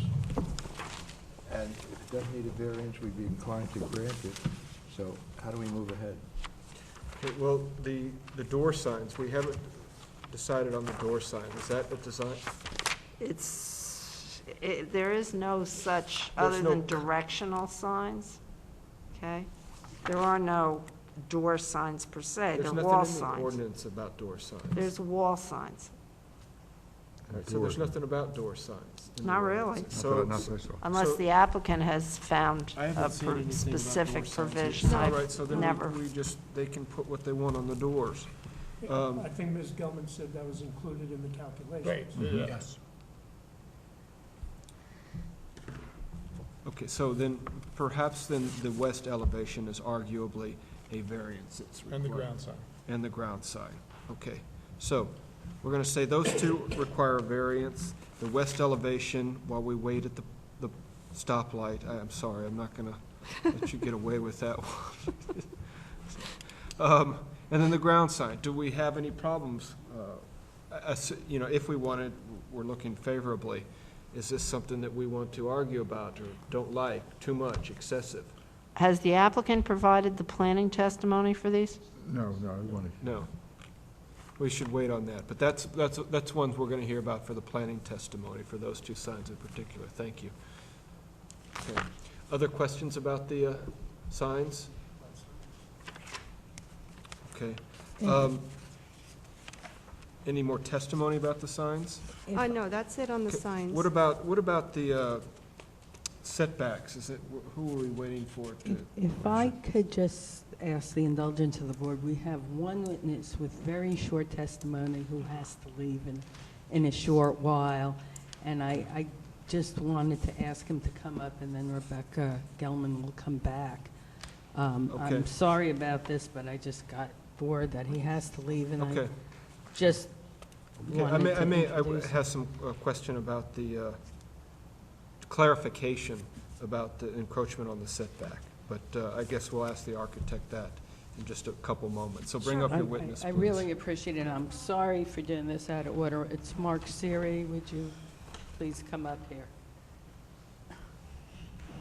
So we're not, have we done board questions and public questions for the architect? No, we have not. We're going to bring her right back. This is a Yeah, we're short gonna bring her back. interruption because Mr. Siri just can't stay that late. Mr. Siri, would you want to swear him in? Raise your right hand. You swear or affirm the testimony you'll give is the whole truth? Yes, I do. You state your name and address for the record. Mark Siri, I'm at 170 Irving Avenue in South Orange. Mr. Siri, what is your position I'm the Vice President of Strategic Development at Comcast Corporation. and where do you usually work? I usually work at the head office in Philadelphia, Pennsylvania.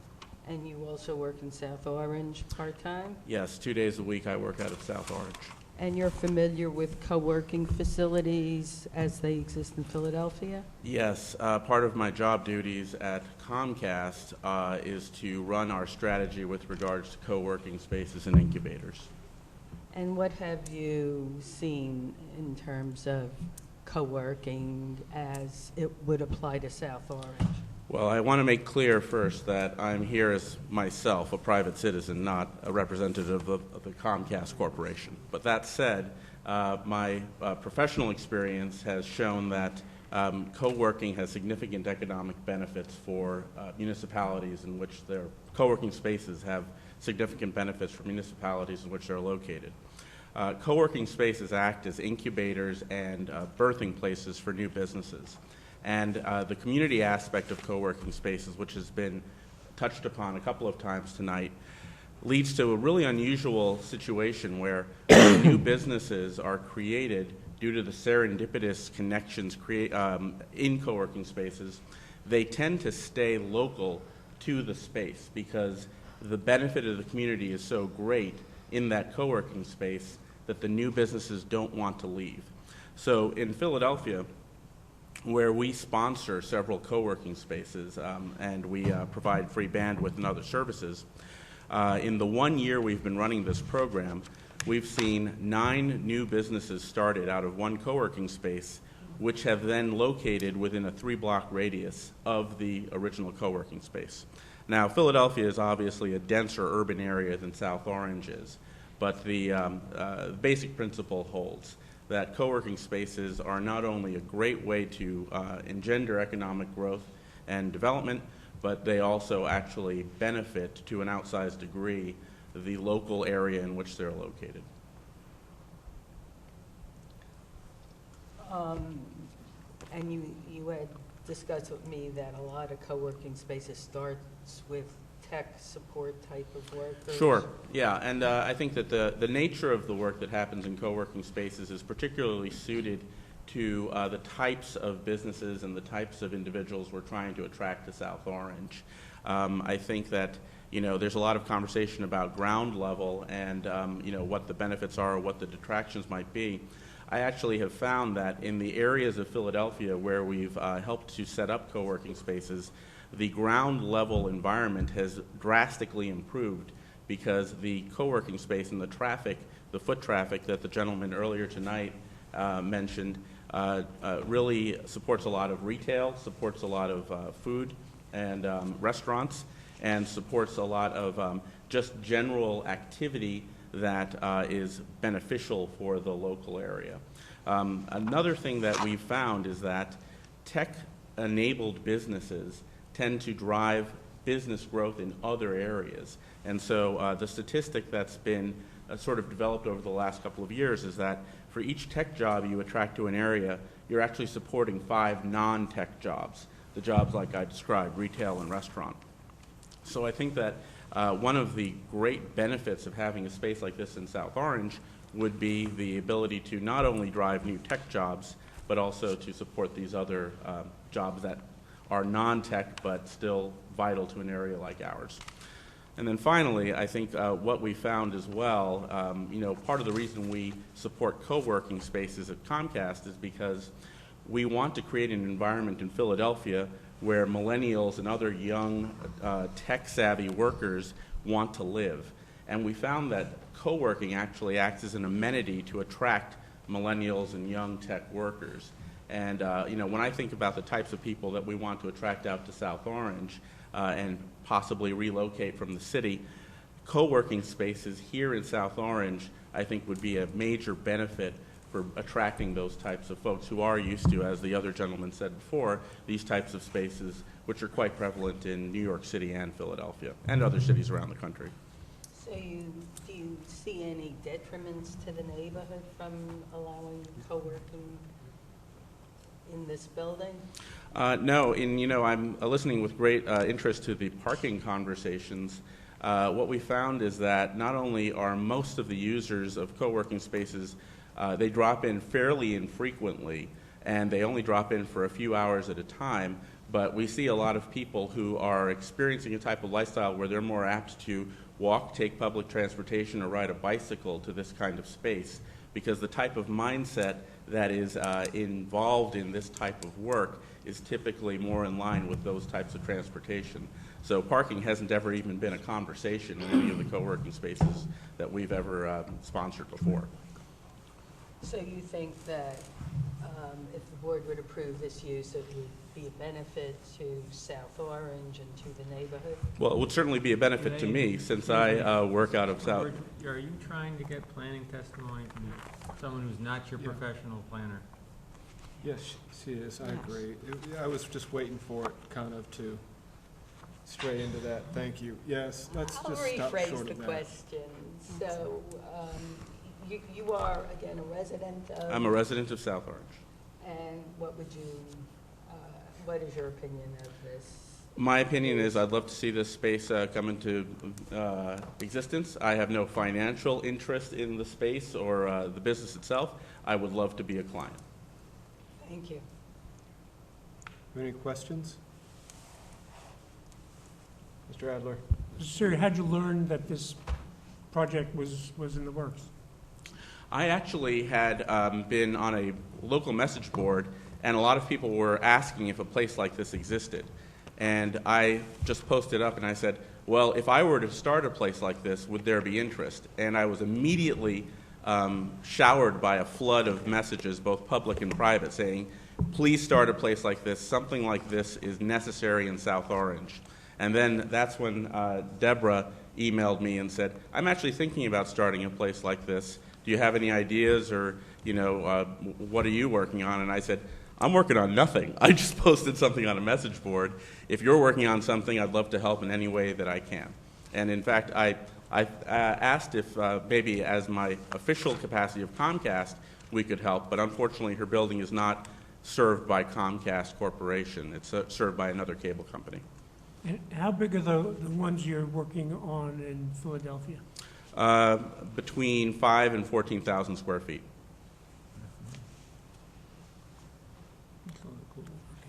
And that's in the city? They're all in the city of Philadelphia.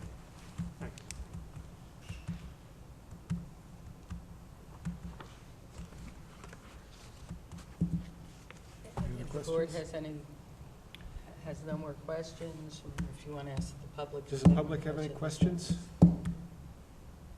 No? Okay, thank you. Thank you very much. Okay, let's bring the architect back up, please. Ms. Gelman. Just because the use is so new, I wanted the testimony of somebody familiar with it. I'm sorry for interrupting you. Okay, let's move on to the setback question that I had. Its existing setback encroachment, or are you widening the setback that already exists? Because I think the playground is going into the setback. Is that correct? Yes, that's correct. Our driveway and the playgrounds are within the setback. Are you widening is it just basically taking that driveway and now making part of it the playground, so you're not making the encroachment to the setback worse?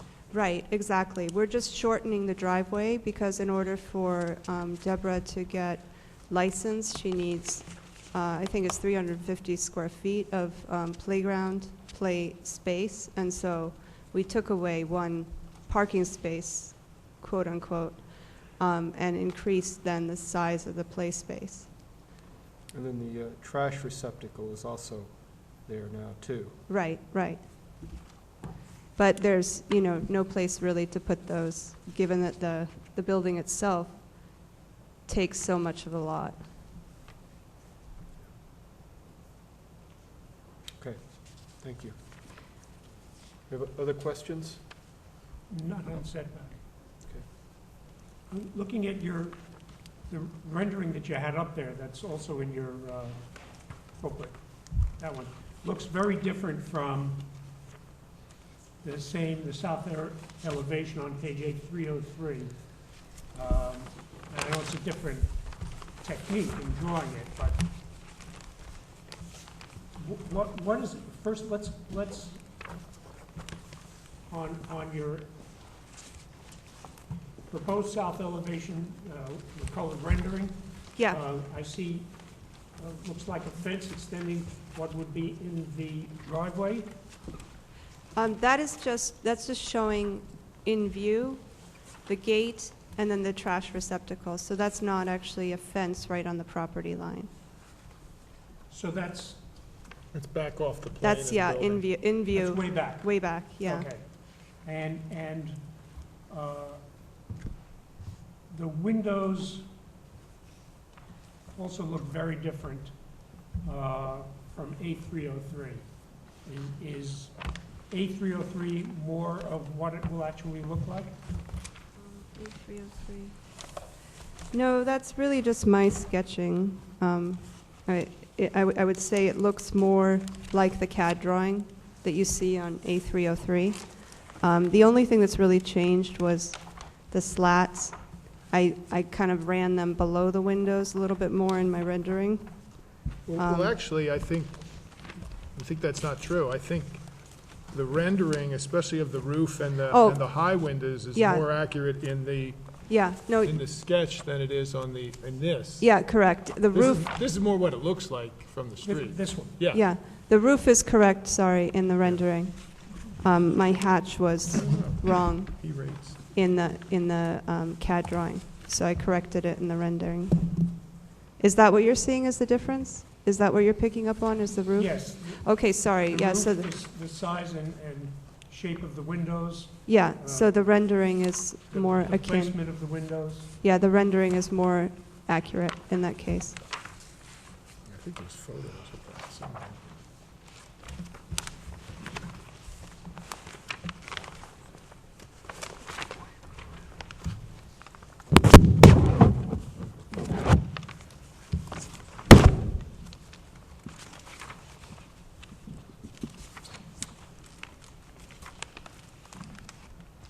There's actually a photo in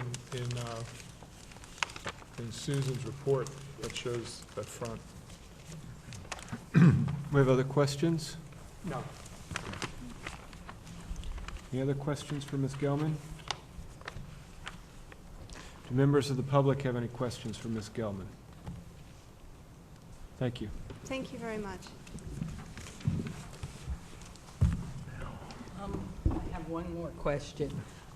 In the course of your work on these plans, and you know, I did want to just mark them for identification, but in the course of your work on the plans, how many times would you say you visited 19 Prospect Street? I've been there at least 15 times. I've been there in winter, summer, every type of weather.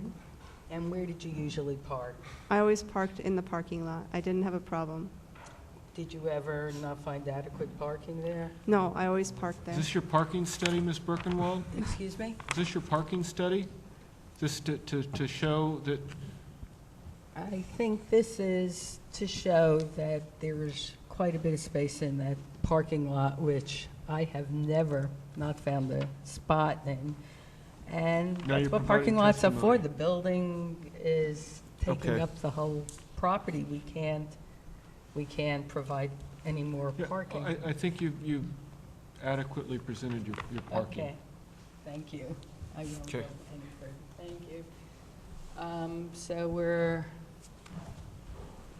I think, just for planning testimony now, unless the board had any questions. We Our already other asked our witness, I know it's getting late, and I really thank you for being here tonight.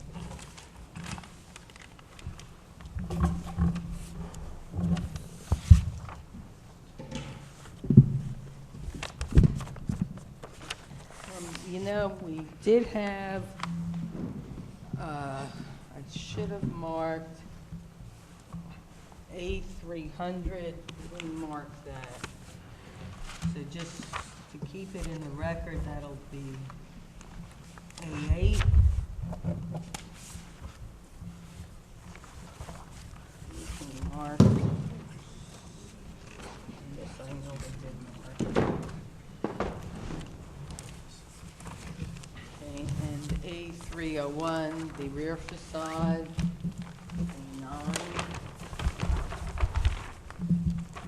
Elaine, A8 was the board showing sign. This was.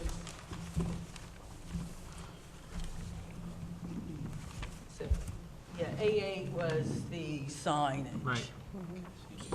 So what are you marking, 9? Oh, all right, this is A9, I thought I said A9. We're kind of mixing up our numbers a little tonight. Okay, this is A9. What is A9? This is A8. I think I was marking some of them in the back. And then, did we mark the photo board? I don't think so. What is A9? The rear facade, it's A300 in the drawings.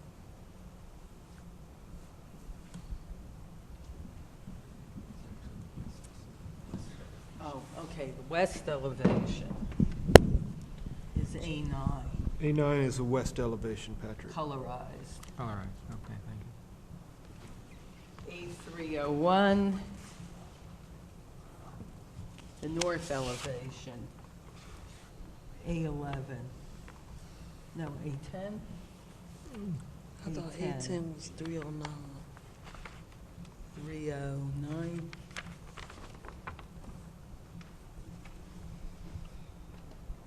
North elevation. And did we mark this one, the site plan that we discussed? What's the mark on it? Yes, A2. A2, okay, so we've got that. I think that takes care of anything that's different. Oh, more. A lot of nice drawings. The proposed east elevation, 302, will be A12. Where are we on? What was 11? The north elevation, No, 10 was north. East. 11 is east? A12 is the east elevation. What's 11? A10 is,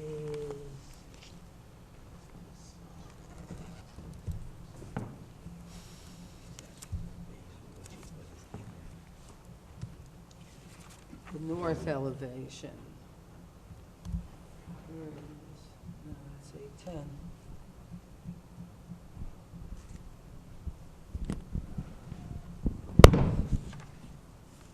Why are we doing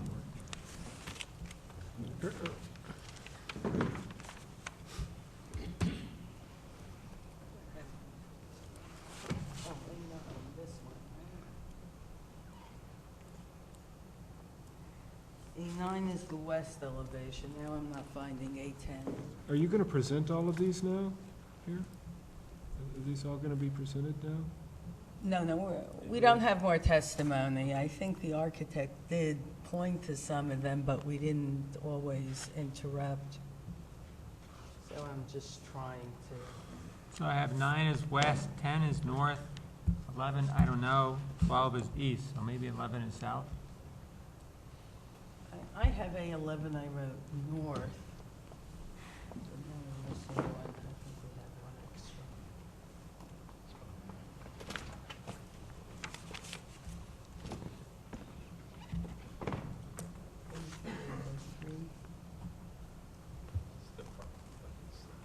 Doesn't seem to have a marking. A3, maybe. All right, so we're missing A10. No, A10 is north. A10 you have the north, so A11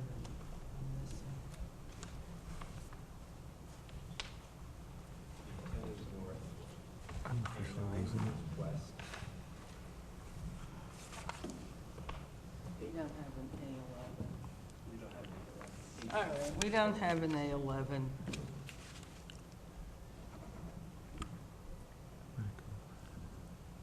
I think you'll need to just refer to the site plan, aren't you? Okay. Okay, Mr. DeSessa, you want to go on with your planning testimony? Yes. Okay, Mr. DeSessa has been sworn and qualified.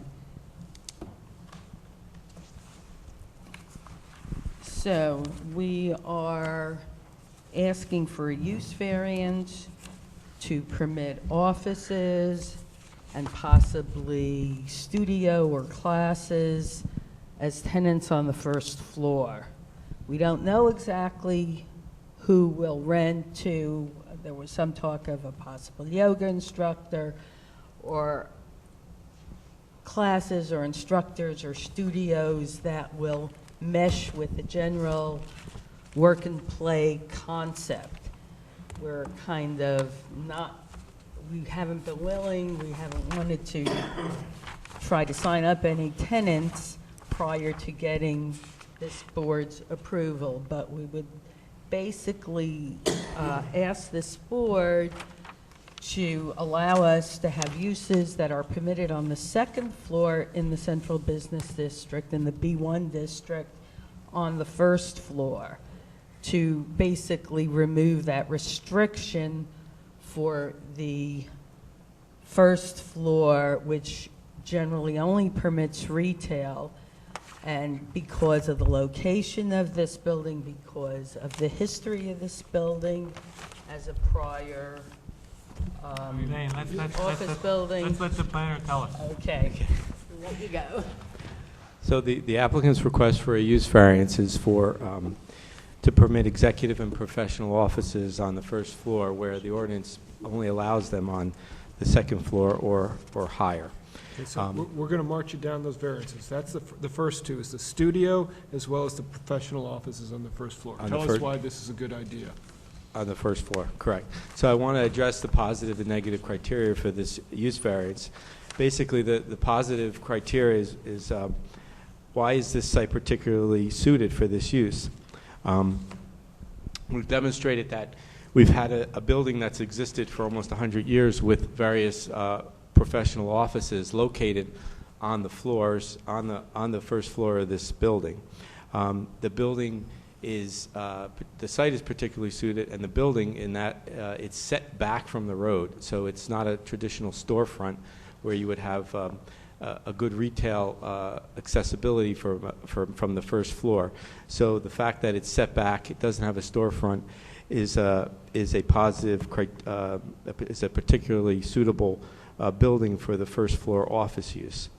The other benefit to this building, it's being used with the office space as a child care facility. Child care is an inherently beneficial use, so that will come along with this particular use variance for the office space on the first floor. The use as a co-working is a new concept, but is a concept that promotes sharing of workspace. And so this particular building, because it has the ability to have the space in the basement for the child care and the space on the first floor for offices, promotes that new use or that use as a co-working facility. And also a positive aspect of this site is just its proximity to the residential areas around it.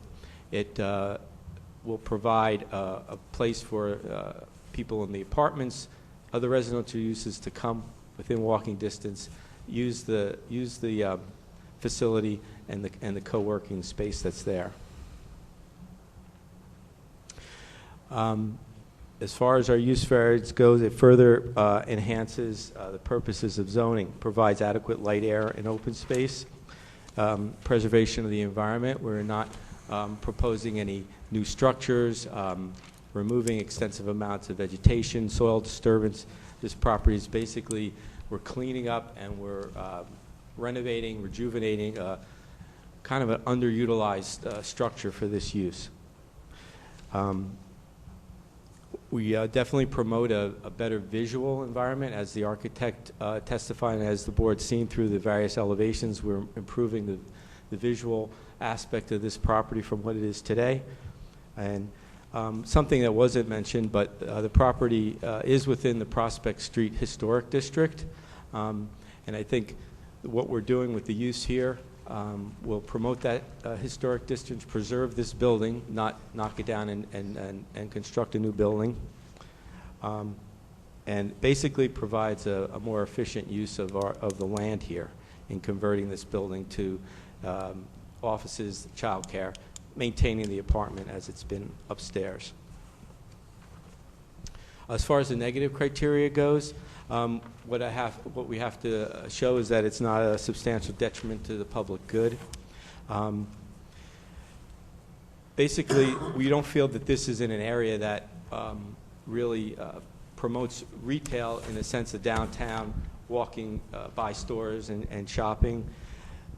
So the fact that we have offices now on the first floor is not going to take away that retail, be a detriment to that retail ability, because it just simply is not set up for that type of use.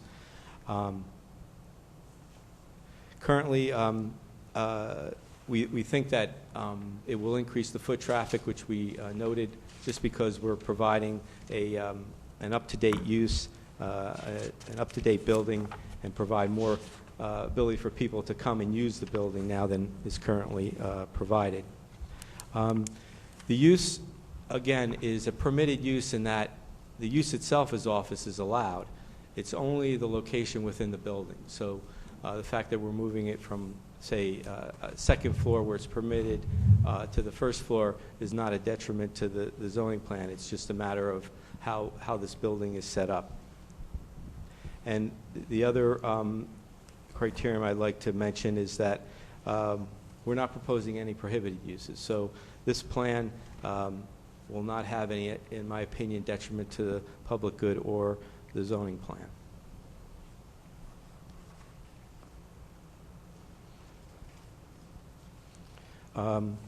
At this point, I'd like to address the bulk variances, which are the C variances. One is the minimum lot area. This has the has to do with an existing condition. The required lot area is 6,000 square feet, and I want to quote the exact number. And we have 4,356 square feet on the lot. That is an existing condition. It's been there for a long time. The other one is minimum side yard setback. Again, this is an existing condition. 10 foot is required. Existing minimum is 7.74 feet. This has to do with the constraints on the property, the fact it is a smaller lot. The building takes up most of that lot, but that is an existing condition. We're not making that any worse. The other variance we're seeking is 92-200A for accessory structures within the side yard setback. Essentially, we have the driveway, the fence, the trash area, and that are there right now. We are still keeping the driveway in the same place.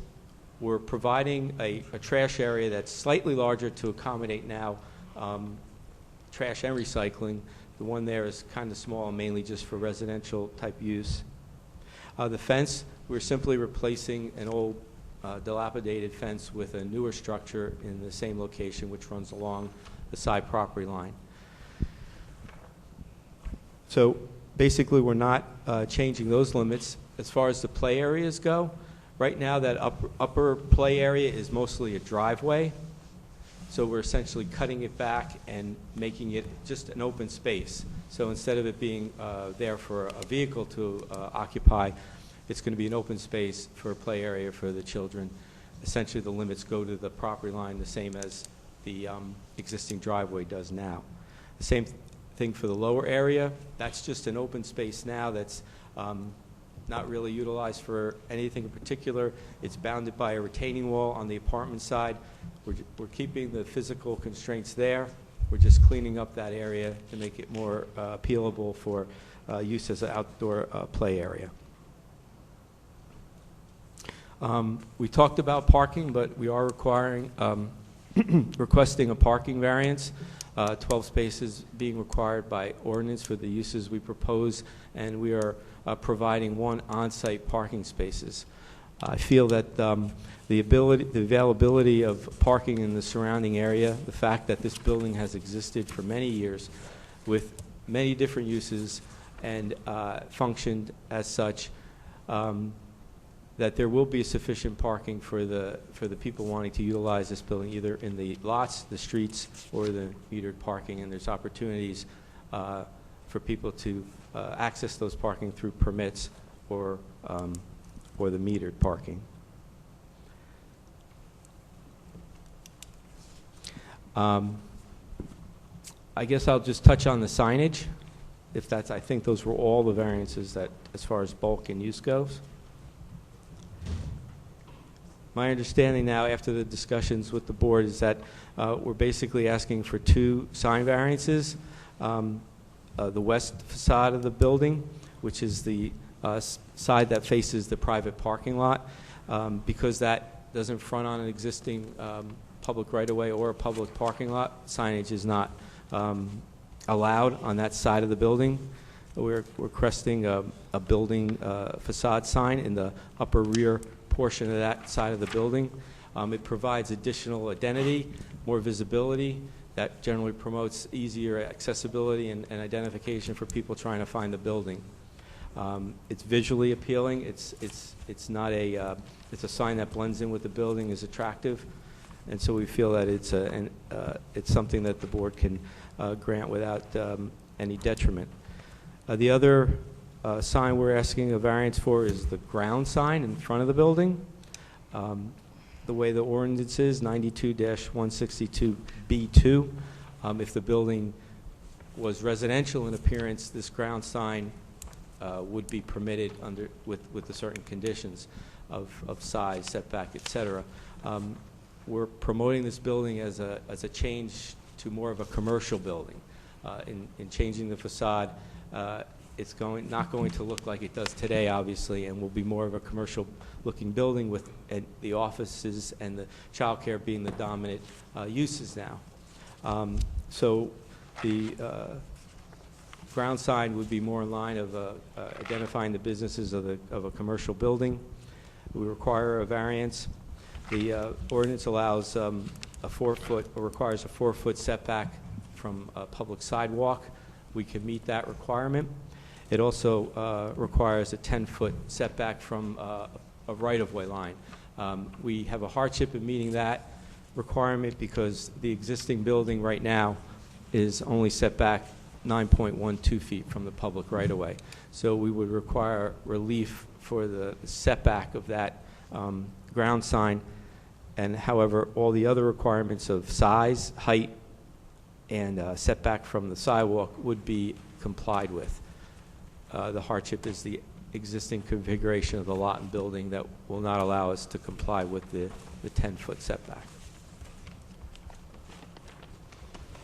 Those are the variances I have that we are requesting. Can you speak about the design waivers? So my understanding is that the lighting, that you're agreeing to shield the lights and therefore not looking for a design waiver for shielding. There'll be no spillage off the site. That's correct. We will comply with the shielding. And on the next one, the spotlights, you've agreed there won't be spotlights? There will be removed. There will be no spotlights on the building. They are removed, so there's no design waiver for that. Right. The next one is the recommendation of pathway lighting on the sidewalks. Correct. We were going to comply with that with a mushroom-type low lighting on the sidewalks. So no design waiver needed for that. Right. And the fencing height down to 5 feet from 6 has been agreed. Correct. And therefore no design waiver for that. Correct. So we're moving to design waivers. Thank you. We thought we would shield the lights, but not towards the parking lot in the rear, because we thought it would be a benefit to light the rear parking lot a little better. But if the board wants us to shield it, we will. But we thought that any additional light in the parking lot might be beneficial. But we will go along with whatever the board wants us to do on that. Certainly on the two sides, east and west, will provide shielding so that there won't be any spillage or glare. I think the spillage onto the parking lot is sort of a theoretical spillage because it doesn't address the ambient light that's already in the parking lot. That's right. So I'm fine with it. I mean, the isoluxes are drawn as if there's no other light in the parking lot. That's right. If the board were going to approve it, I guess you could leave that to the village engineer, the spillage onto the parking. Right. Right. Okay. It's more the directed, the glare, right, and the isolux and the fact. It's the glare that is the concern and why it should be shielded. Right. I think they should be shielded. I just think if they should be shielded, Shield it. Shield all lights, yes. Yeah, shield the lights like it says, so you don't need a design waiver. Yeah, Just shield them. that's fine. That's something y'all could And most agree of these are, well, we have no parking, we have no lights as you would think on poles with shoebox type lighting. It's all architectural lighting, so glare is minimized anyway, but we'll make sure if there's shield kits that come with the lights that's what's specified. We will, that they be shielded so they don't need a waiver, or that the village engineer finds it appropriate. I trust Mr. Rind on that. Okay.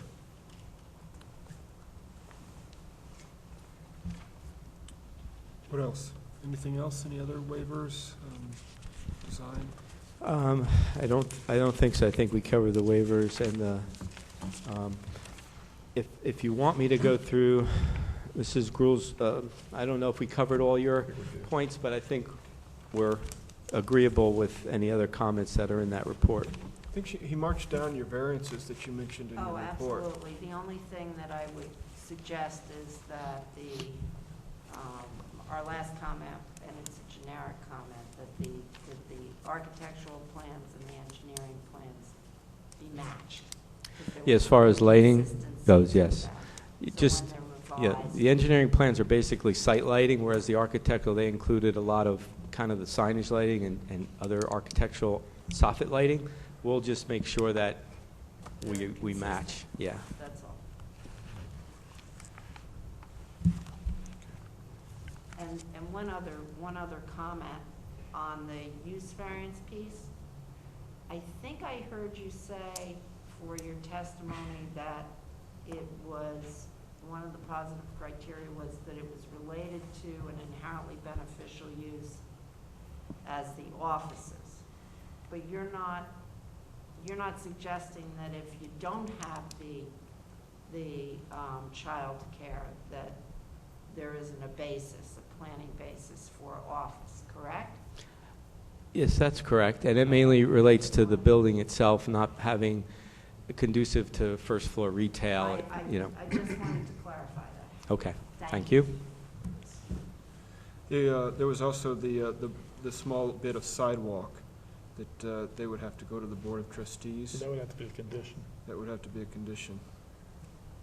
Okay. Yes. A little bit out of left field, but I want to make sure we have on the record that the child care facility is only, the testimony's been that it's only for children when the adult is working upstairs. And that's important because that eliminates any planning issues and site planning issues around drop-off and pickup and carpool lines and all that stuff, which is very complicated in this case and would be if you were trying to do it out of that public parking lot, is eliminated because in fact parents are walking their child in the door and then going upstairs and working. And so I just want to be clear that the request is that the child care is only for parents who are working upstairs while they're working upstairs or in the building. I wrote that down too, that they have to be linked. Right, otherwise, there's a whole bunch of things we'd have to talk about regarding drop-off and pickup. Absolutely. That was a testimony. Right. That was a testimony. Yes. Reiterated. Right, so I just reiterated it, because I want to make sure it's clear. It'll be kind of hard to enforce though, isn't it? Well, if it's in the resolution, you're right, it's hard to enforce, but it's in the resolution.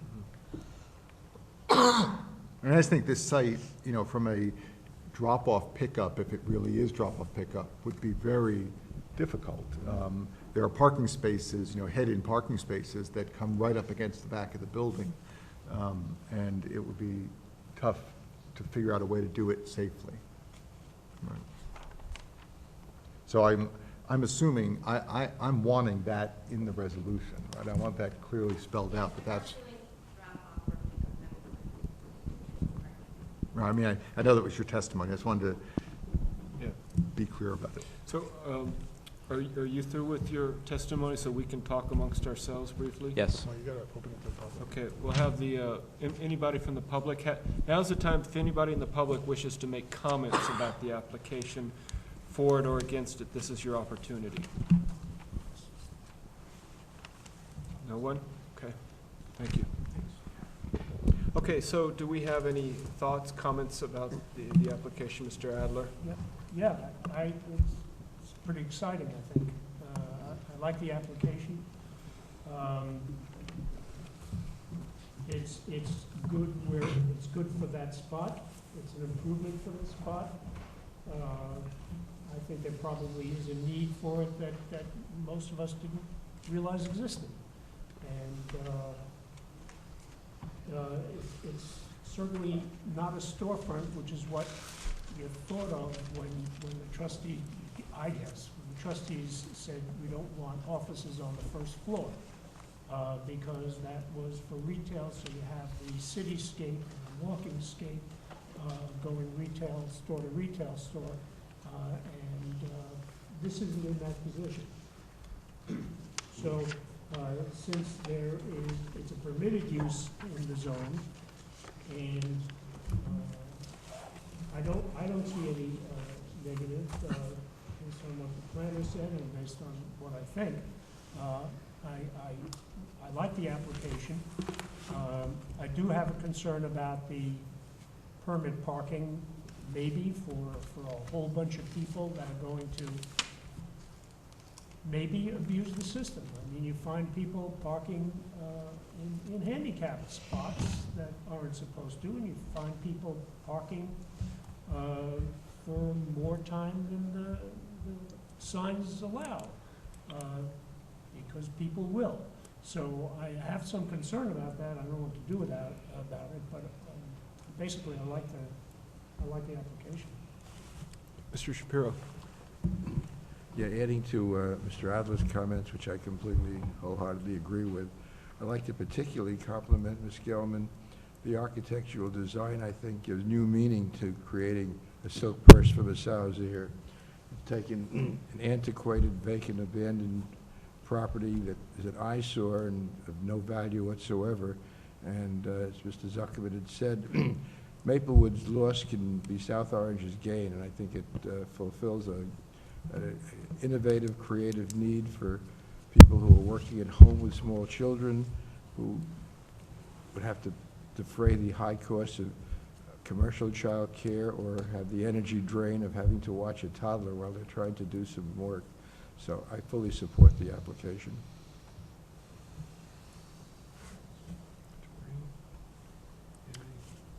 I agree. I mean, I think, they're taking a building that really doesn't look like much, and I think it's going to be a great addition to the town. I think it's a terrific application, and I would be in favor of it. Mr. Don? Yeah, I think, as Mr. Adler said, my only real concern is the parking, but then I think about how this building functioned in the past when it was actually a doctor's office, and that probably had a bigger traffic generation than this will. So, I got to believe that there are enough spaces in the vicinity, and I think some of these people who are maybe using the office space will find other ways to get their bike, walk. But I do think it's important that we do have a linkage in the resolution that the people using the childcare are the people that are upstairs, that there is not a drop-off. We don't have a situation where we end up with a drop-off. Because I don't think the site works if they're dropping people off.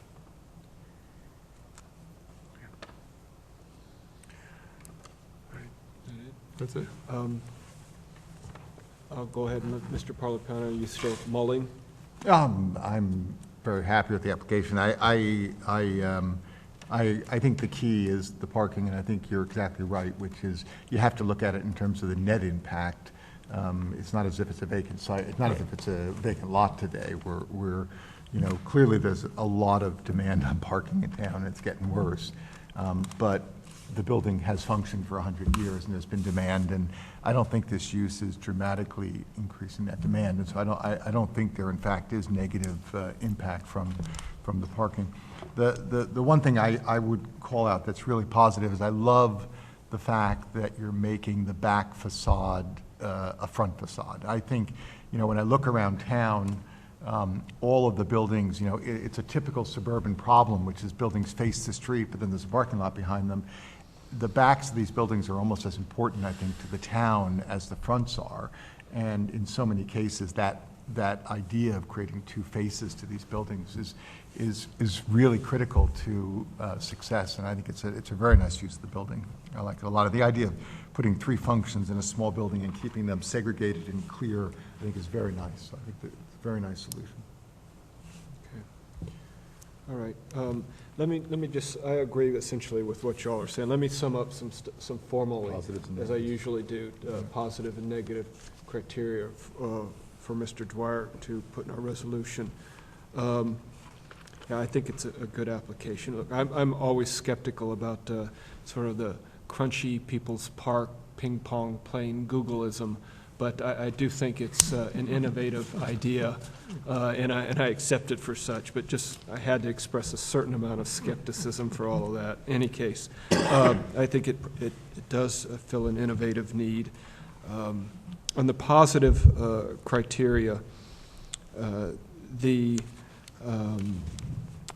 issue is it's a business in a business zone. Yes, it violates the retail, but for the reasons stated, to the negative criteria, it's not set up as a retail type of location. It's set up to be professional office as it has been, perhaps without proper variant support, but it has been for 100 years. And it also fulfills a potentially emerging need for different type of office space. Also, people mention positive is that it promotes a positive visual environment. Ms. Gelman has done a good job of making it look like a commercial building on the various sides of it. As far as the negative criteria, I mentioned that it's already a professional building as it's set up. It's not set up for retail, as people have stated before, as far as the store frontage and the interior locations of the various rooms. I should also mention that as far as the negative criteria goes, the town itself, I believe the Board of Trustees is, or maybe it was the Planning Board, struggled with this recently at the corner of Bose and South Orange Avenue, of the whole issue of vacant buildings and the changing nature of small towns and what can we bring into these towns.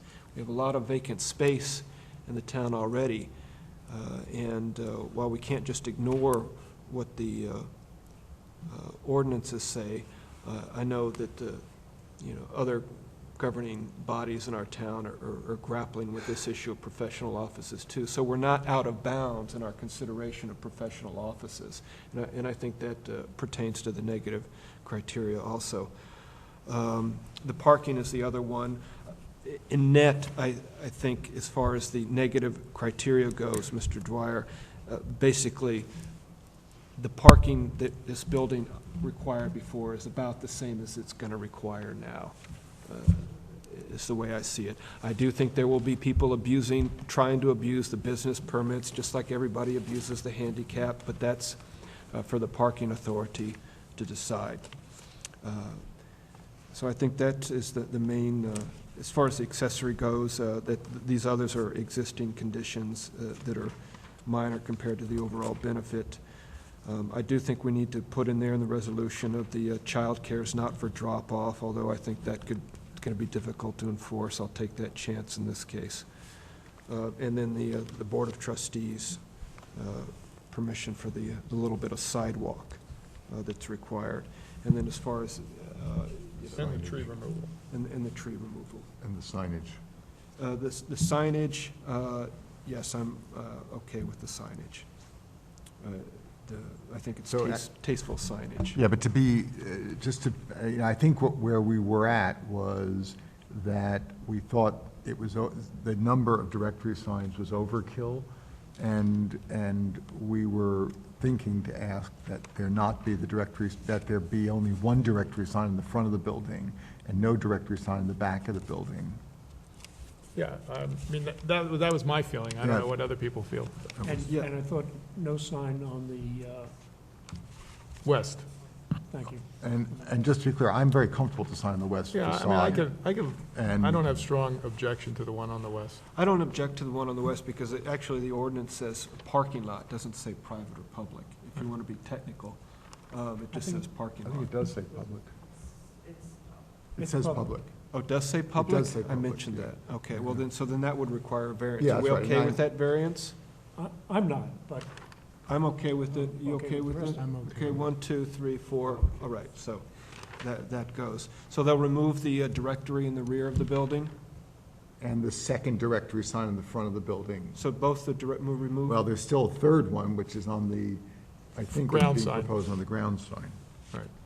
Okay, so what are they going to lose as far as the directory? They're going to remove the one on Prospect. Prospect, and they're going to remove any other directories? The one on the parking lot side. And on the parking lot side. But keep the one on the ground side. But keep the one on the ground side. Do you all understand that? Yeah, I mean, I sort of disagree with removing the one from the parking lot side. Just because people are all, I understand that they're not going in there, but the idea of all these signs is that people know what's in the building, and it's a confusing building. So I would actually allow the one in the back and the one in the front. I agree completely that they don't need the one also on the building. So I would take that one away and leave the other two. What do other people think? I agree completely. Well, I would be with Mr. Don. I would get rid of the extra directory sign. Mr. Parlapiano? It feels like overkill to me. Okay, so that's 3. Mr., okay, well, it's already, so we're going to get rid of it. But, yeah. Okay, so let's then have the resolution. We've given the positive and negative criteria, I think, adequately, right, formally, I believe? Okay, so can somebody then propose a resolution with the conditions that make sense? Well, I Mr. think we have Don? to do it as a group. Right. There's a lot here, all right? Okay, so I move that we approve the application for the site plan approval and the use variance. I think we want to have as one of the conditions that the childcare is limited to office users of the upper floor office spaces. Yes. It's not for people who are not utilizing the upper floor space. And that they be on site. And that they be on site. When the child is on site. Right. That we grant the variances for the existing bulk issues relating to lot area and side yard. That we grant the variance for parking.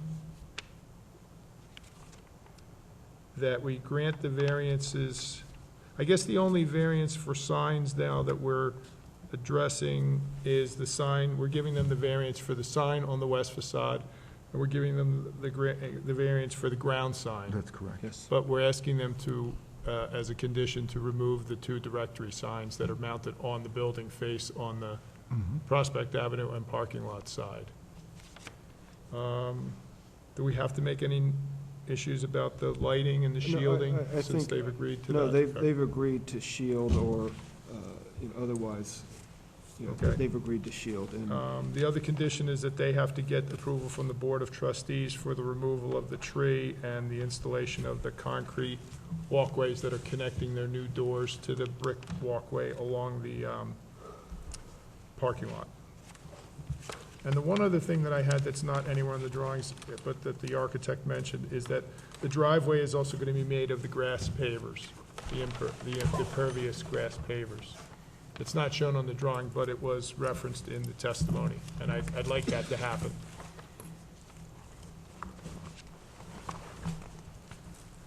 Does that make sense to everybody? Mr. Dwyer, does it make sense? Ms. Gruhl, did we miss anything? No, other than they're going to amend the plans. Right. Right, that's the other thing. They need to, Mr. Dwyer, they need to amend the engineering and architect plans to be consistent with one another. Well, which one gets changed? Based upon the testimony. Your page turn up like if you were a musician. I think they both have They're- adjustments. They're both going to have to be adjusted a little bit.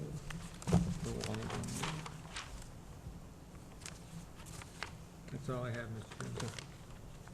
Okay, so we have a motion. Can we have a second? I'll second it. Mr. Adler seconds. Ms. Davis? Take a Okay, vote. Mr. Paul Piano, Yes. Mr. Don, Yes. Mr. Reeves, Yes. Mr. Adler, Yes. Mr. Shapiro, Yes. and Mr. Breen. Yes. Congratulations. Okay, so we have a meeting then next week where we resume Seton Hall. They are going to start out with the interpretation of the ordinance that they put on hold, an ora maina. So take a look at that, and then we'll get straight away into the continuation of the Mary Lawn application. Ooh, everyone should have a copy of section 9250. Yeah, it was mailed to us. Yes. I just learned during this thing that I'm not going to be here on Tuesday. You're not going to be here on I'm not going to Tuesday. be here on Tuesday, so I'm going to have to Thank you so much for watch. bringing this discussion. Good luck. Good luck. Good luck. So, Jetta, we're going to need to find out who's going to be there, and we're going to have to let Seton Hall know. We got to make sure we have at least a quorum. We need to have at least, we need to have at least 5. I'll go first thing in the morning. Okay, thank you. All right. Do you have Good night. a handout?